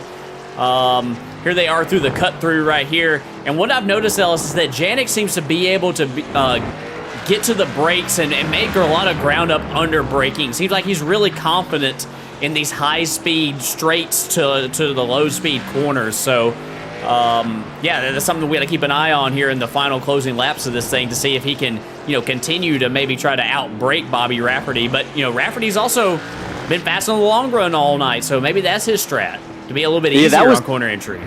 I think you're right. You can see two different lines from both of those drivers through turns 13 and 14 as they approach the Tower of Power triple corner here. We should trademark that. But Bobby Rafferty is the lead car. Evan Janik in second position as they work their way towards turn number 19 and 20. Looks like Rafferty might have been a little bit loose there. Evan Janik a little bit further off track. Chris, you mentioned it. Evan Janik looks to be a little bit more comfortable under braking and big gains that 71 made on the 7. He might be close enough to try to make a move if I don't know. He keeps on losing a little bit off of turn number 20. I think we're going to see here how close he's got to be to make that move. Maybe a little bit of a rehearsal for some of the final laps here. See, looked like Rafferty got a little bit loose off the corner there, Chris. You mentioned last time Evan Janik struggled through the S's. He missed that rhythm section, and if you miss it, the whole section's thrown off. Yeah, and he didn't miss it by a lot. It was just, just a little bit off right there, and he did lose some ground for that. But, yeah, he's doing a really good job right here maintaining pace. And, Ellis, it's really hard when you're right behind somebody in that higher speed portion of the track. You really need all the downforce, all the clean air on that nose as possible. And when you're as close as Evan Janik is right here, he's very close to the back bumper of Bobby Rafferty. You just pick up that dreaded aero push. Talk about aero push on ovals, high-speed ovals often. It's definitely a thing here as well. Oh, here he is, looking to the inside. Rafferty trying to hold off Evan Janik. Not much going for it here. They're headed through the stadium section into the big sweeping turn. Rafferty has the advantageous line on the inside. Janik's going to try to use that to his advantage to try to cross over and reverse that move on Rafferty. Can Rafferty hold off Janik here? Janik's been a little bit stronger through turns number 19 and 20. That complex leading on the front straightaway. Janik might have a good run, maybe a better line. You can see he's just a little bit higher there. Will that get him a little bit more grip off? He's closer than he's been in a while, but you can see the run that Rafferty just gets off at turn number 20. But this is still going to be the closest Janik has been. Does he dive into the inside? He does it! Sends it hard into turn 1. Can Janik make it stick in that black and blue 71? This is deja vu from about 25 laps ago. They sent it into the S's side by side. Will they do it again? Janik paid the price the first time. Does he do it again? Here they go. Rafferty, Janik. Who lifts? Who blinks? Looks like Rafferty thinks better of it. Janik slides by into the lead here. Rafferty's going to live to fight another day. Janik's going to win that battle, but I don't think we're done with the war yet, Chris. Yeah, I don't think so either. We'll have to wait and see how this thing plays out, Ellis, but, still a lot of laps left here. Bobby Rafferty's been pretty big. Oh, as Janik slides sideways right there as they come back out onto the main circuit. Here he comes back to the inside. Rafferty to the inside in turn number 13 and 14. They're headed into the stadium section. Janik trying to hold on to the lead. Can't do it there. He'll take a different approach down into this corner. Does he get a better run off? The answer appears to be no. They're going to head into the big triple turn. 16, 17, and 18 before they head down to turn 19 to the final corner. Chris, this is getting wild here. Janik had taken the lead down into turn 1, and they've gone side by side the first third of the track. Does Janik try to do that same maneuver here? Can he get close enough to the back bumper of that number 7? He gains into turn 20, Chris, but he loses on exit, and I think that's going to be the story this time. That 7's just got a lot better drive off from the final corner onto the front stretch right now. Yeah, because of the different approach to corner entry right there, we can see how much Evan can gain on him on corner entry. But he kind of doesn't hit the apex quite as well as the 7 does to get that drive off. So it's just a game of compromise, really. How much are you willing to? He feels like, obviously, I think that Evan's strong suit is definitely under braking. He can gain a lot of grip. Oh, and he hit one of the turtles, and that thing went way up in the air. And that, Chris, I was just thinking about that the last time they went through there. We haven't talked about the turtles since the first lap, and Adam Holston, I believe, was one of the drivers who hit the turtles and paid the price pretty early. We haven't seen that as much, but you just saw it. Janik there really lost about 4 or 5 car lengths. They're going to be coming up on Joshua Gillen in that number 28. Lap traffic on the way here, Chris. You mentioned it. One wrong move, and it can upset the car immensely and can cost you everything. It definitely can, but yeah, he did a nice job of not overreacting to that, and he's still right there within striking distance. When they were racing pretty hard right there, Evan made the pass on Bobby, and we saw just a couple corners later he kind of slipped a little bit, and that's. Man, Ellis, I can't even begin to describe how easy that is to do on a road course because you get so used to, your rhythm and what you've been seeing lap after lap after lap, and all of a sudden for the first time in many laps, Evan had clean racetrack in front of him, and, sometimes that can just get you off your game a little bit. Yeah, all it takes is one little thing, right? You got to stay in the mindset, in the mental mindset, locked in, as the kids say these days. And Bobby Rafferty is 100% locked in. Evan Janik trying to get back there being locked in. He's second. Chris, Andrew Shobe, while we were covering that major battle for the lead, Andrew Shobe, we talked to him coming to the green flag just a few laps ago. He moved up from the 5th position all the way up to 3rd on that restart. Shobe in the 69 having a good run here. He's finished 2nd and 3rd the past couple of weeks, inside the top 5, I should say, the past couple of weeks.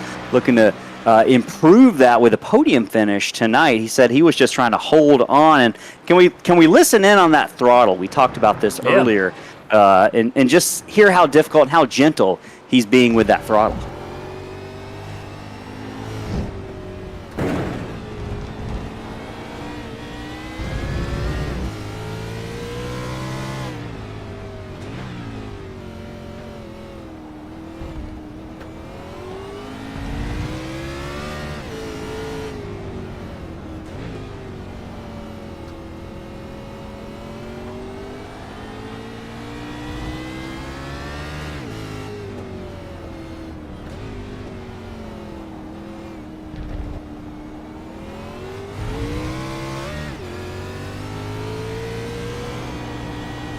And you can hear just how tedious that throttle work is for the driver, the number 69. Doing a good job right now, moving up to 3rd after restarting this race 5th for that final stage. Christian Barnes is in 4th. Daniel Dow, Chris, slipped back a couple of positions from that restart back to 5th position right now.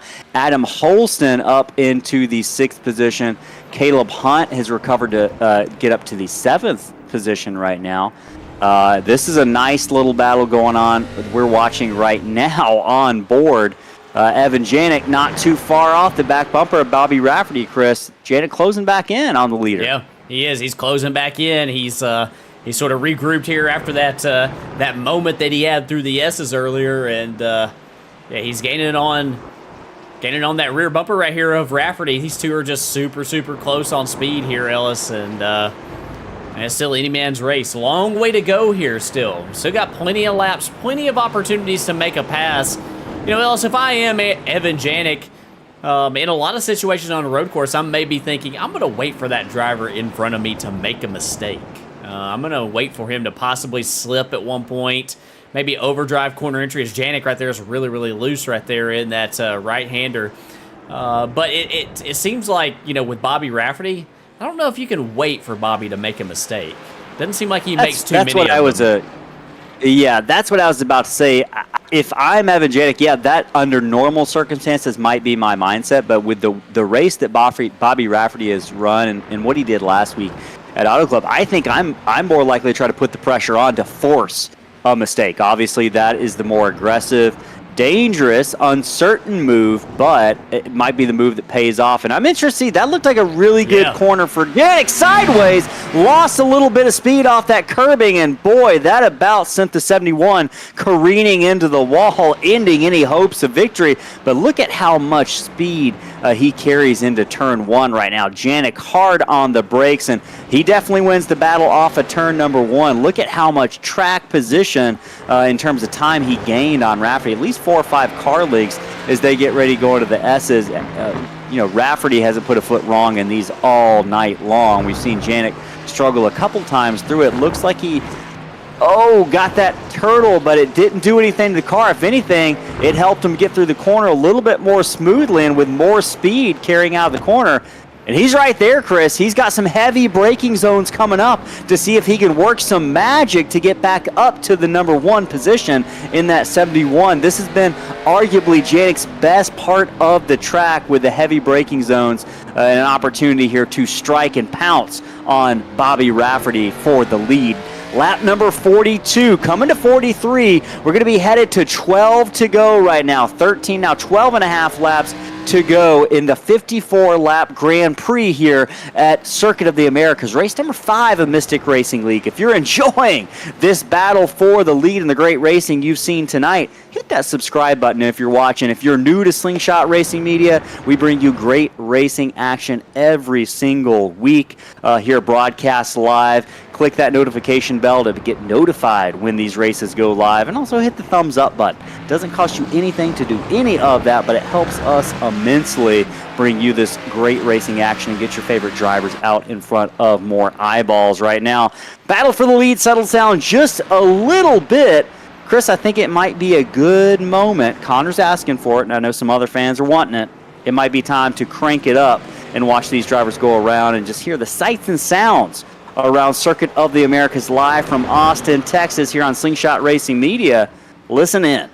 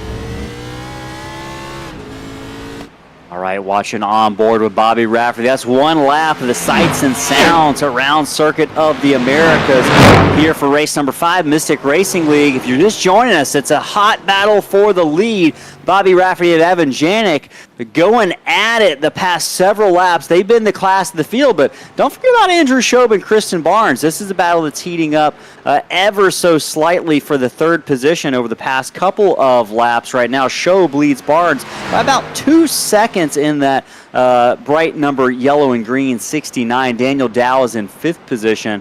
And Adam Holston, Chris, we haven't really talked about Adam Holston all night long, sitting in there in the 6th position.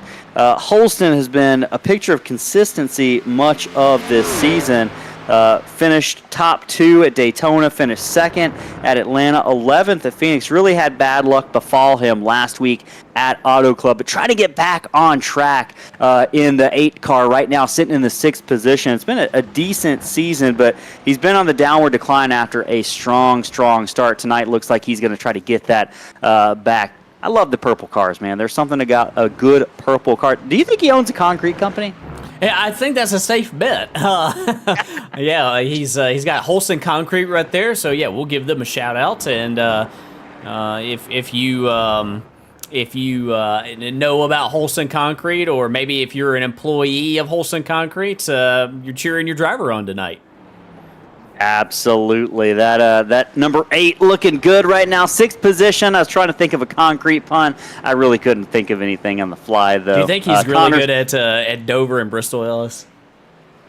That's about as good of a pun as I think we can get here. And hey, we're going to find out later on in the season. That's Adam Holston running in the 6th position in that number 8 right now. Shout out to him. Having a good night after hitting the speed bump, the turtle early on in the race through the S's. He has recovered to have a pretty good night after that. Those early issues in 3, 4, and 5. Yeah. Evan Janik had some trouble. It looks like we're going to go back and see if we can see what transpired, but Stop he lost a lot maybe. of ground. Yeah, it might have been right here. We see right here. Yeah, it might happen the previous lap, and we did miss it. But yes, it looks like it was a stop and go, Ellis. Yeah, I'm looking where they might have cited him. The only thing, okay, so I'm watching right now. The only thing I can think of is he went very wide in turn 1. Went very wide on exit. I think the race controller, the race director, gave him that penalty immediately after. That's what I'm looking at. That is what I found right now. And Chris, that is costly. Evan Janik now 10 seconds back from Bobby Rafferty after looked like a track limits violation. Now just 10 laps, coming to 9 laps to go, as Bobby Rafferty makes his way through the stadium section. Boy, you hate to see a mistake like that disrupt a battle for the lead and a potential absolute thrilling finish that we were setting up here in the closing stages of the race. But we mentioned it, you got to be on your mark, and Janik just missed it there. I believe that's what happened, and he got that penalty. And we've seen several drivers have that issue over the course of the night. Janik was not the first, nor will he likely be the last, but it's definitely given the advantage here to Bobby Rafferty with just 9 laps to go. Rafferty is your leader. Looks like he's going to cement his points lead and kind of cement his spot as a championship contender early on in this Mystic Racing League Xfinity season. Andrew Shobe is 3rd, Christian Barnes 4th. Daniel Dow sitting in 5th position. He says he's not a road course racer, but he's looking pretty hot tonight.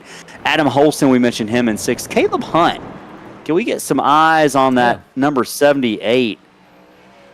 Correct me if I'm wrong. Is this normally not the beautiful purple Twitch car? It normally got is. A different scheme on it. Hey, it went a little bit wide right there, but yeah, it normally is. But it looks like he has gone with a little bit of a furniture row. Martin Truex Jr. Throwback. Martin Truex Jr. pretty good road course racer, so maybe he was, thinking maybe a little bit of that would rub off on him tonight. And it has. He's sitting there in the 7th position. Caleb Hunt, not a bad night, not a bad outing at all. He's been on the rise, Chris. Just going through the recent finishes, Caleb Hunt, Atlanta was not great. Admittedly, finished 24th. Got it going again at Phoenix, finished 14th. Autoclub last week, as he goes off track, had a 7th position finish, currently where he's running. So maybe 2 top 7s in a row for Caleb Hunt here. He's on the upward trend in the past couple of weeks as he gets ready to cross the line for another time by. Right now, 8 laps to go here from Circuit of the Americas. 54 laps. It's been a long night, Chris, but these drivers, man, they've stayed locked in. Give them credit where credit is due. They are doing a great job. And, Chris, right behind them, speaking of purple cars in 8th position, I'll be damned if this isn't the car that has been in the most trouble all night long, but has somehow pieced it back together to get up to the 8th position, and that is Alex Pollock. And we're watching that heart rate. I don't think it's going to dip below 110 all night long. Yes, we see Joshua Gillen back behind him go wide right there. It looks like he's going to get it right and get back going. But yes, what an adventurous night it's been for Alex Pollock tonight. He has persevered though. He saved his fast repair. It looks like that thing is pretty clean at this moment. A little bit of wrinkle right there to the left rear. As Stephen McComas has a little bit of trouble right in front of him. 92's going to complete the pass and get around him. But yeah, great persevering drive tonight right here for Alex Pollock. Alex Pollock, that bright purple car. What's going on? What is that? That's the Slush Puppies car. How could I forget? And look, That's I right. even had to say it. I did. Yeah. I think we all need some Slush Puppies at the end of this one. These drivers are going to be incredibly deserving. That hot Texas sun beating down on these drivers here from Austin. Circuit of the Americas, just now 7 laps to go. Chris, Bobby Rafferty, I think, was the benefactor of Evan Janik's mistake in a big way. He's off to the races, 11-second lead. Alex Pollock, who we have been watching, is in 8th. Reggie Kime, shout out to him. He got back on the lead lap since has gone back down another lap, but he's running in the 9th position right now. So He is, yeah. Great night. Drivers having a lot of good nights drivers are having out here this afternoon, or I guess this evening here in Texas. This is tough. We've been talking about it all night long. And, hey, we mentioned trivia earlier. We asked you that question of what the natural feature was under the Congress Avenue Bridge in Austin. Connor was asking. We didn't have the graphic up on the screen. Well, I might have made a mistake and forgot to make the graphics this week. Oh, as we watch Alex Pollock go around, or I watched Alex Pollock go around there for a moment, gathers it back up. But it is the world's largest bat colony that is under the Congress Avenue Bridge. It is a big tourist attraction in Austin. If you ever go, you got to see the bats. Got to see the bats right now. These drivers just want to see the checkered flag as we approach lap number 49, watching Alex Pollock go around there. And he heard me saying he's been the driver that's had the most adventures tonight, and he backed that up with that slush puppy getting sideways. And it's just, maybe that was just like an action shot. You know, he's trying to gather some footage for the replay and the screenshots he's going to take later on of the race. So Alex Pollock's getting it going. 27 right now. That is the 27 of Christian Barnes, who slid his way up into the 4th position. Chris, one of the biggest movers of the night after starting 8th, Christian Barnes up into the 4th position, trying to see if he can track down Andrew Shobe. This is a battle that's been brewing for the past couple of laps, and Shobe going to try to hold off Christian Barnes, but that number 27's been just a little bit faster the past couple of laps. We'll see if Barnes can make work of the 69 here as we ride on board the back bumper of Andrew Shobe. Can we get a battle box maybe on that? See if our AI has any predictions as to whether or not he's going to be able to pull off this pass? Well, the previous lap, the reason I didn't have it up is because previous lap, Christian Barnes was pretty far back, or not pretty far back, but ran a bit slower. It's this lap right here that is going to be the fast one, I think, for Christian Barnes. He has gained up a few tenths right here on Andrew Shobe right here, and we'll see when they cross the line how much quicker he was. I think we'll see a few tenths better on the 27 this time. Lose a little bit on that front straightaway, it looked like. Didn't get off 20 as well as he had the lap before. But in total, he gained 0.6 of a second right there on Andrew Shobe. So that lap was a very, very important lap, a very big lap for Christian Barnes, as he gained a ton of ground right there on Andrew Shobe. Yeah, and what I'm noticing from the 69 is he is loose on the exit a lot of these corners. We talked about throttle management. He said he was struggling with it when we talked to him before Stage 3, and I think you're seeing that rear its ugly head in the late going here. Just 5 laps left from Circuit of the Americas. Chris, I want to read you a chat comment. You can react or you don't have to react. Joshua Gillen says, "Is it a bad thing I'm racing in the Walmart parking lot?" I don't know what to do with that comment. I don't know what to do with that comment. I don't know if it's a bad thing. I would say it's probably an impressive thing that he's racing in the Walmart parking lot. Now, when you say that, I just have this image of the rig sitting in the Walmart parking lot. I don't know. Connor, said, I know you're asking us to go back to lap 43. It's a little bit difficult at this point to get that replay. I wish we could, brother, but you're right. The 12 did get around there, so thank you for pointing that out. Just a few laps ago, that number 12 did have a little bit of trouble. Brandon Willard spinning around there. Yeah, and you know, I did see earlier where Joshua Gillen did make the remark that he was racing with a controller tonight. So, yeah, that's something I've honestly never done before, Ellis. I've never raced with a controller on iRacing. Call me a sim racing purist, but I don't know if I could do it. But more power to you if you can do it and you can make it work. Yeah. And Joshua Gillen, right now he's sitting in 14th position. I'd say that's Shobe sideways through the corner. Turn number 1 proves disastrous for Shobe. It's going to allow the 27 of Christian Barnes to work his way. Barnes takes a penalty here. What happened there? That's unfortunate. Must have been the previous for the 27. lap. Yeah, I think he got called on something going on with the previous lap. But boy, just when we thought we had a good race on the track here with Christian Barnes looking poised to make that move on an ailing 69 of Andrew Shobe, who had spun it around in turn number 1. Disappointed with that track limits violation, but we've seen so many of those tonight. Chris, just 5 laps left here from Circuit of the Americas. Bobby Rafferty actually coming to 4 to go here. Pretty much walked away from Evan Janik, but I will say this. Give credit to Janik. he has not really lost. If anything, he's picked up a little bit of time on Bobby Rafferty since he got that penalty about 7 or 8 laps ago. He's been a sport. He's continued to try to claw away at that lead and certainly has not lost any. Bobby Rafferty making it look easy right now in that number 7 car. You said we talked to him in Victory Lane last week at Auto Club after picking up that thrilling win. He said, I'm coming to win Auto Club. I'm just as good of a road course racer as I am on the oval.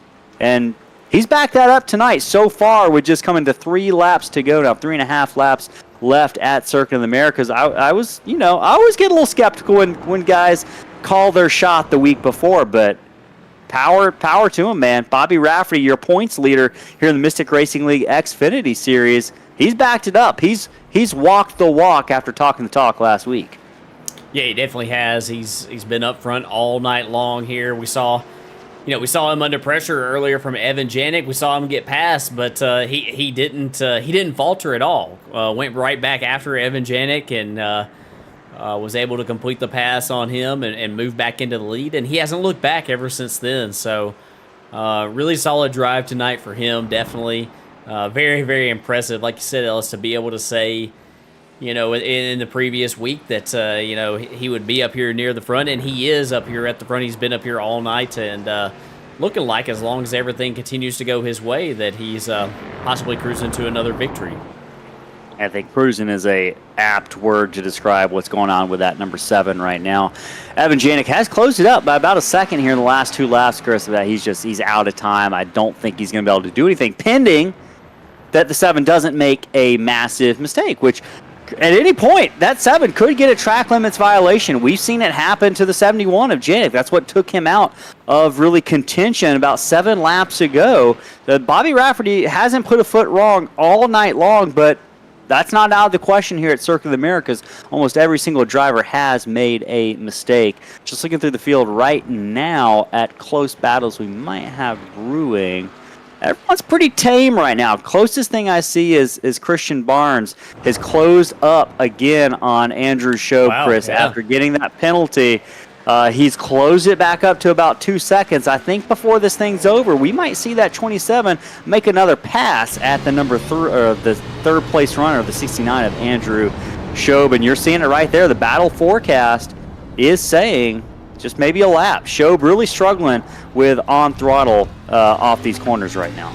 Yeah, and you see the difference right there in that lap, as Ellis mentioned. And we've got the lap car right here of Alex Pollock up ahead to contend with. But, yeah, let's watch him over the course of this lap. Let's see if he gains the same amount. Yeah, look how he gets through the S's. That's a car that still has a lot of grip in those tires remaining, and he's going to have to dispatch this 92 fairly quickly, I think, if he wants to have a shot at him. Yeah, he's got to get by Alex Pollock. He's going to try to make that move into this corner. I think Alex Pollock drives in him pretty hard there. He's going to run off the track, and looks like the 27 also has some trouble getting off the corner there. I think if you're the 27 and you're fighting for a position here, you're dealing with a lap car. Alex Pollock's just 1 lap down, but I think you're probably hoping he'll get out of your way, and he does. Alex Pollock lets him go as they move through the stadium complex here. The 27 goes off track just a little bit. Probably no harm, no foul on that one. Didn't really gain anything by that. He sets sail. Looking for Andrew Shobe in that bright yellow and green machine, headed down into turns number 19 and 20. Getting ready to come to 2 to go here, Chris. Bobby Rafferty is walking away with this thing, but boy, Evan Janik, he's closed it up, man. He's closed it up another second or so. If we had another 7 or 8 laps, I don't know. I think this thing might have been a little bit more interesting, but I think Bobby Rafferty is going to luck out here as he gets ready to come to the white flag lap in just about 20 seconds or so. But yeah, you mentioned Christian Barnes really closing up on the back bumper of Andrew Shobe here. I think this might be one that Barnes can get, but it's going to have to happen probably on the last lap. It's going to be interesting here. Yeah, it is. We'll definitely keep our eyes on that, and we'll try to cut to that. Luckily, they are far enough away from the leader where as Bobby Rafferty crosses the line, we can still get back to them in that battle right there for the 3rd spot, the last step on the podium. What a performance tonight by Bobby Rafferty. From green flag to checkered flag right here. or green flag to white flag coming up on that. He has been he's been dominant, hasn't put a foot wrong, been really, really smooth all night, and he's coming up on 1 lap to go here, Ellis.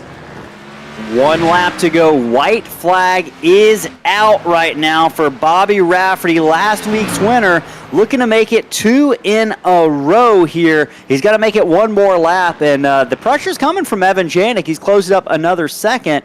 Bobby Rafferty's got to pick up the pace a little bit or not make any mistakes. It's now under 8 seconds. I just don't think it's going to be enough time for Janik here, but Bobby Rafferty doing everything he can to hold on to it. And yeah, this battle between Shobe and Christian Barnes looks like it's simmered down just a little bit. Barnes had been closing and had a lot of speed as they get ready to come to their own white flag, but I just haven't seen him have that in the past couple of laps. Right now, Barnes falling just a little bit further back from Andrew Shobe.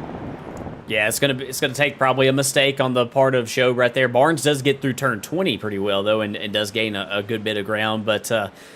Yeah, we'll keep our eyes on that as we've watched our leader right here, Bobby Rafferty, is Evan Janik now within 7 seconds. Ellis, he has definitely cut into it, just not going to be enough here as Bobby Rafferty is working the final few corners here around this. Around 78 of Caleb Hunt as well, going to be the lap car in front of Bobby Rafferty.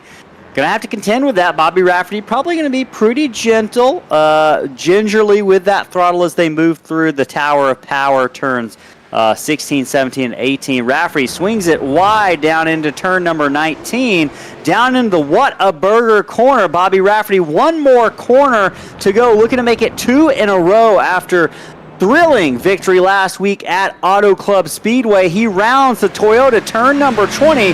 Bobby Rafferty is going to cross the line to make it 2 wins in a row for the Mystic Racing League points leader here at Austin, Circuit of the Americas. Evan Janik going to be coming across the line here in just a moment. Gave it a valiant effort in that number 71, but he's going to come up just a little bit short. Andrew Shobe is going to have just a minute before he gets ready to cross the line. Chris, that differential between second and third really shows you the class of the field tonight was certainly Rafferty and Janik.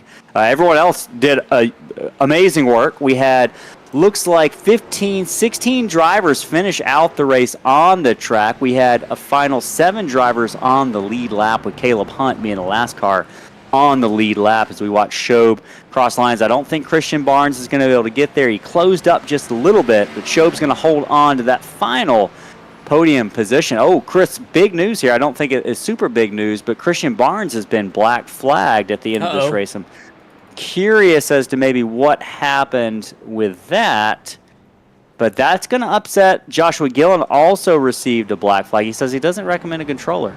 He says he's got to get his points after missing Daytona, but a couple drivers getting a black flag here.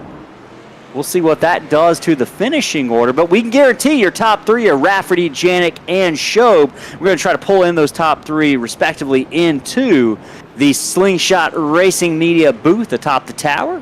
We're going to hear from Andrew Shobe first. We'll go ahead and pull him in. Chris, you go ahead. You mind taking Andrew Shobe tonight? I can go ahead and take him. All right. Bring him in here.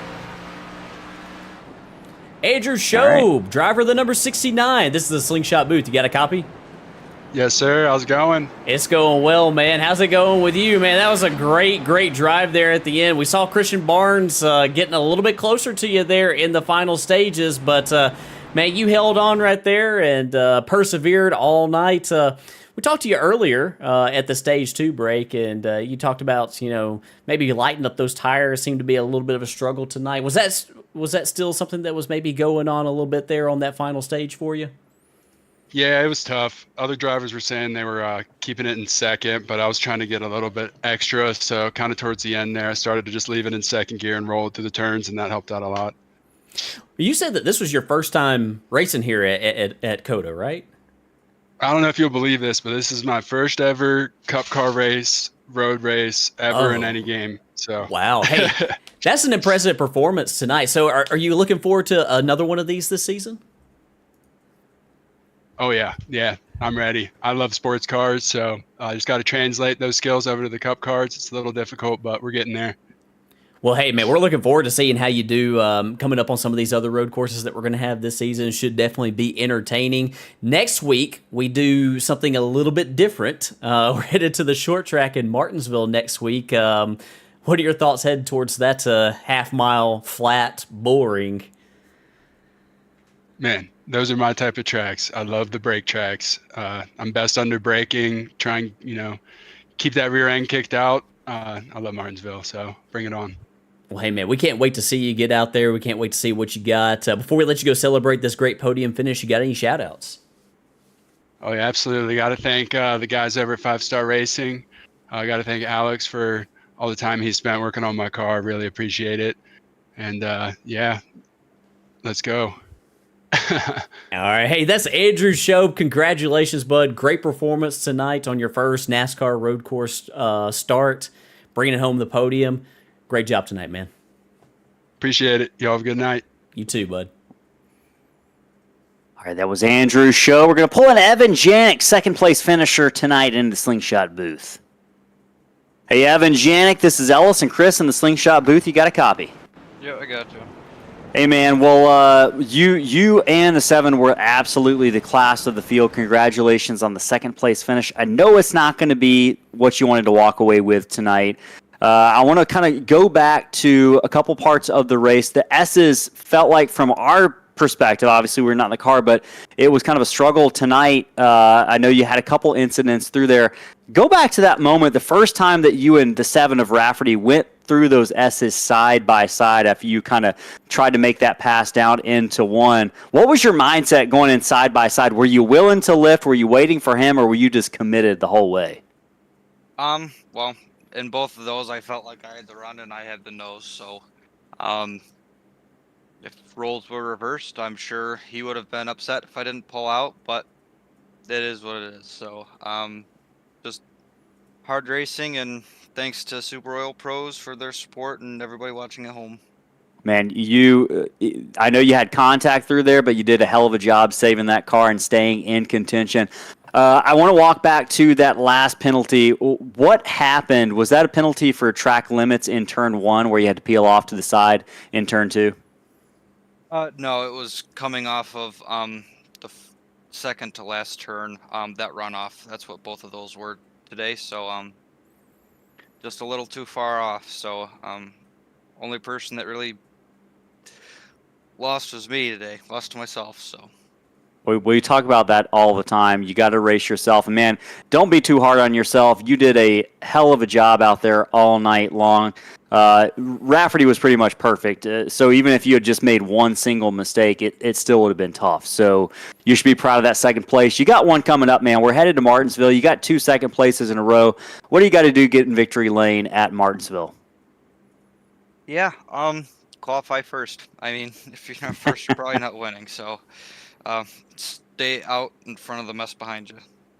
All right, man. We'll be looking out for you at the Bull Ring next week. Any shout-outs before we let you go celebrate that second place finish?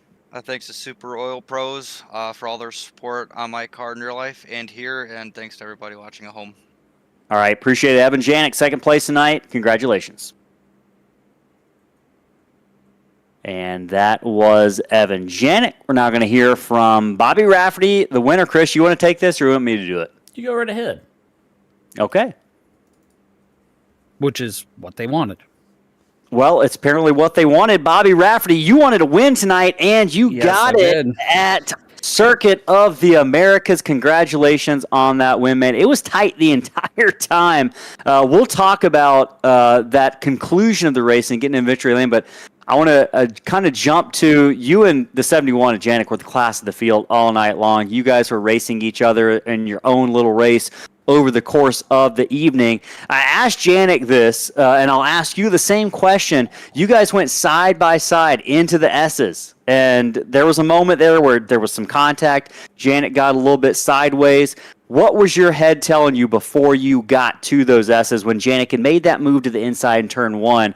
How committed were you to staying with him side by side that first time through the S's? I know your calculations might have changed the second time, but let's talk about that first time. The reason the calculations changed the second time is he had the position on me going into the next corner, which is that left-hand kink. So I backed off and I conceded the corner. The first time through, we were dead side by side, and if roles were reversed, I would have conceded the corner. He decided not to. I tried to give him as much room as humanly possible, but road racing, there's a different etiquette. And look, it's unfortunate what happened. I had a blast racing with him tonight. He was definitely very, very quick. It just came down to who made the least mistakes. I'm sure in his mind, I bullied him off the track. But it is what it is. I had the same outlook on Sunday during the Cup race. So, I race people the way they race me. If you want to race hard and bang doors, we could race hard and bang doors. Want to give each other room, we could do that too. I'm all about either one. Well, I think that I sense a healthy rivalry maybe developing here between yourself, and Evan Janik. Next week, what you call two New Yorkers going at it. Yes, sir. That is he's way upstate. I'm downstate. That's a perfect description. A little bit of New York rivalry going on. Does that carry over into Martinsville next week? We'll see. Like I said, I always have the same outlook on every race I go to. I race people the way they race me. So if people want to feed bumpers, I've got a very long time in real life in tour type modified cars. I'm very well versed in a front bumper. Well, but speaking of front bumpers, we're headed to Martinsville, like we mentioned. You've won at a super speedway with Auto Club. You've won at a road course now. Are you going to call your shot for Martinsville next week, like you did for Circuit of the Americas this week? You can't. You absolutely can't. Just too much is out of your control on a track like that. Do I think we'll be competitive? Yes. Do I think Evan will be competitive and a host of others? Absolutely. Martinsville is going to be about putting yourself in the right position at the right time and, let the cards fall where they may. Well, man, you did a great job tonight. Before we let you go celebrate in Victory Lane and put all those caps on, got any shout-outs for friends, partners, anybody else?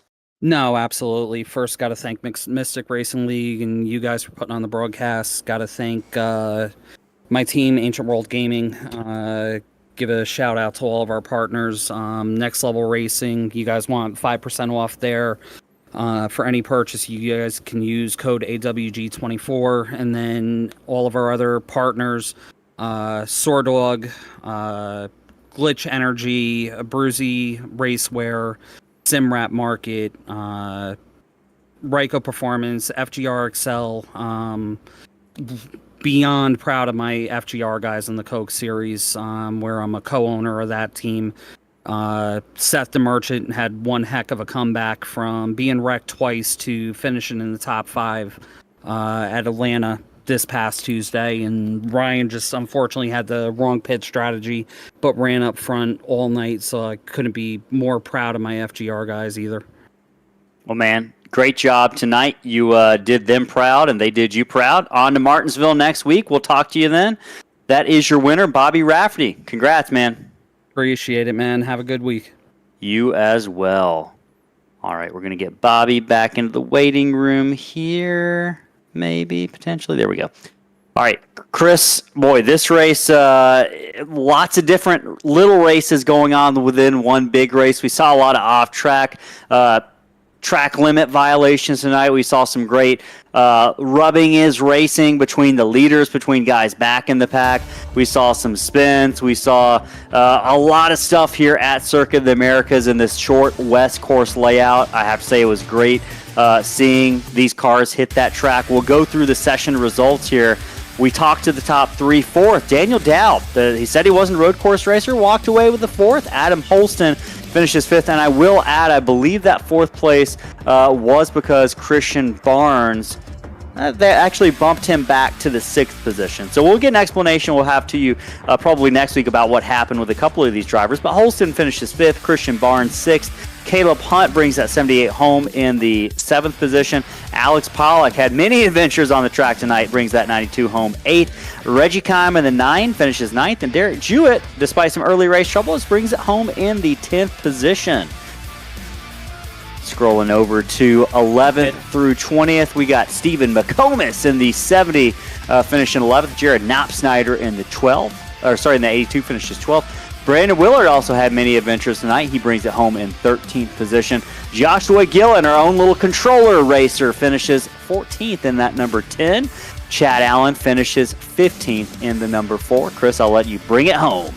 Yeah, and we got Robert McKay right here in the 16th spot. Gavin Henson going to bring it home in 17th. David Wallace in 18th. David Moyer in 19th. Joey Beam is going to round out the top 20 tonight. Rounding out our finishers tonight, we got Brett Wren in 21st and Landon Charlo in the 22nd position. Ellis, I'm proud of a lot of these drivers right here for sticking it out tonight. I know it was tough. It was a long race, a hard race. But a lot of them really persevered and continued on, even despite possibly running into some trouble earlier in the race. Yeah, man, you got to wear your sweatbands for these road course races. These drivers showed up tonight, and I know they're going to show up next week to Martinsville, where we're going to have just as much, if not more, action. Chris, bring your Advil and Aleve/Tylenol next week to Martinsville. We're going to need it. These drivers are going to need it. We'll be there right at the same time, 8:30 Eastern time next week.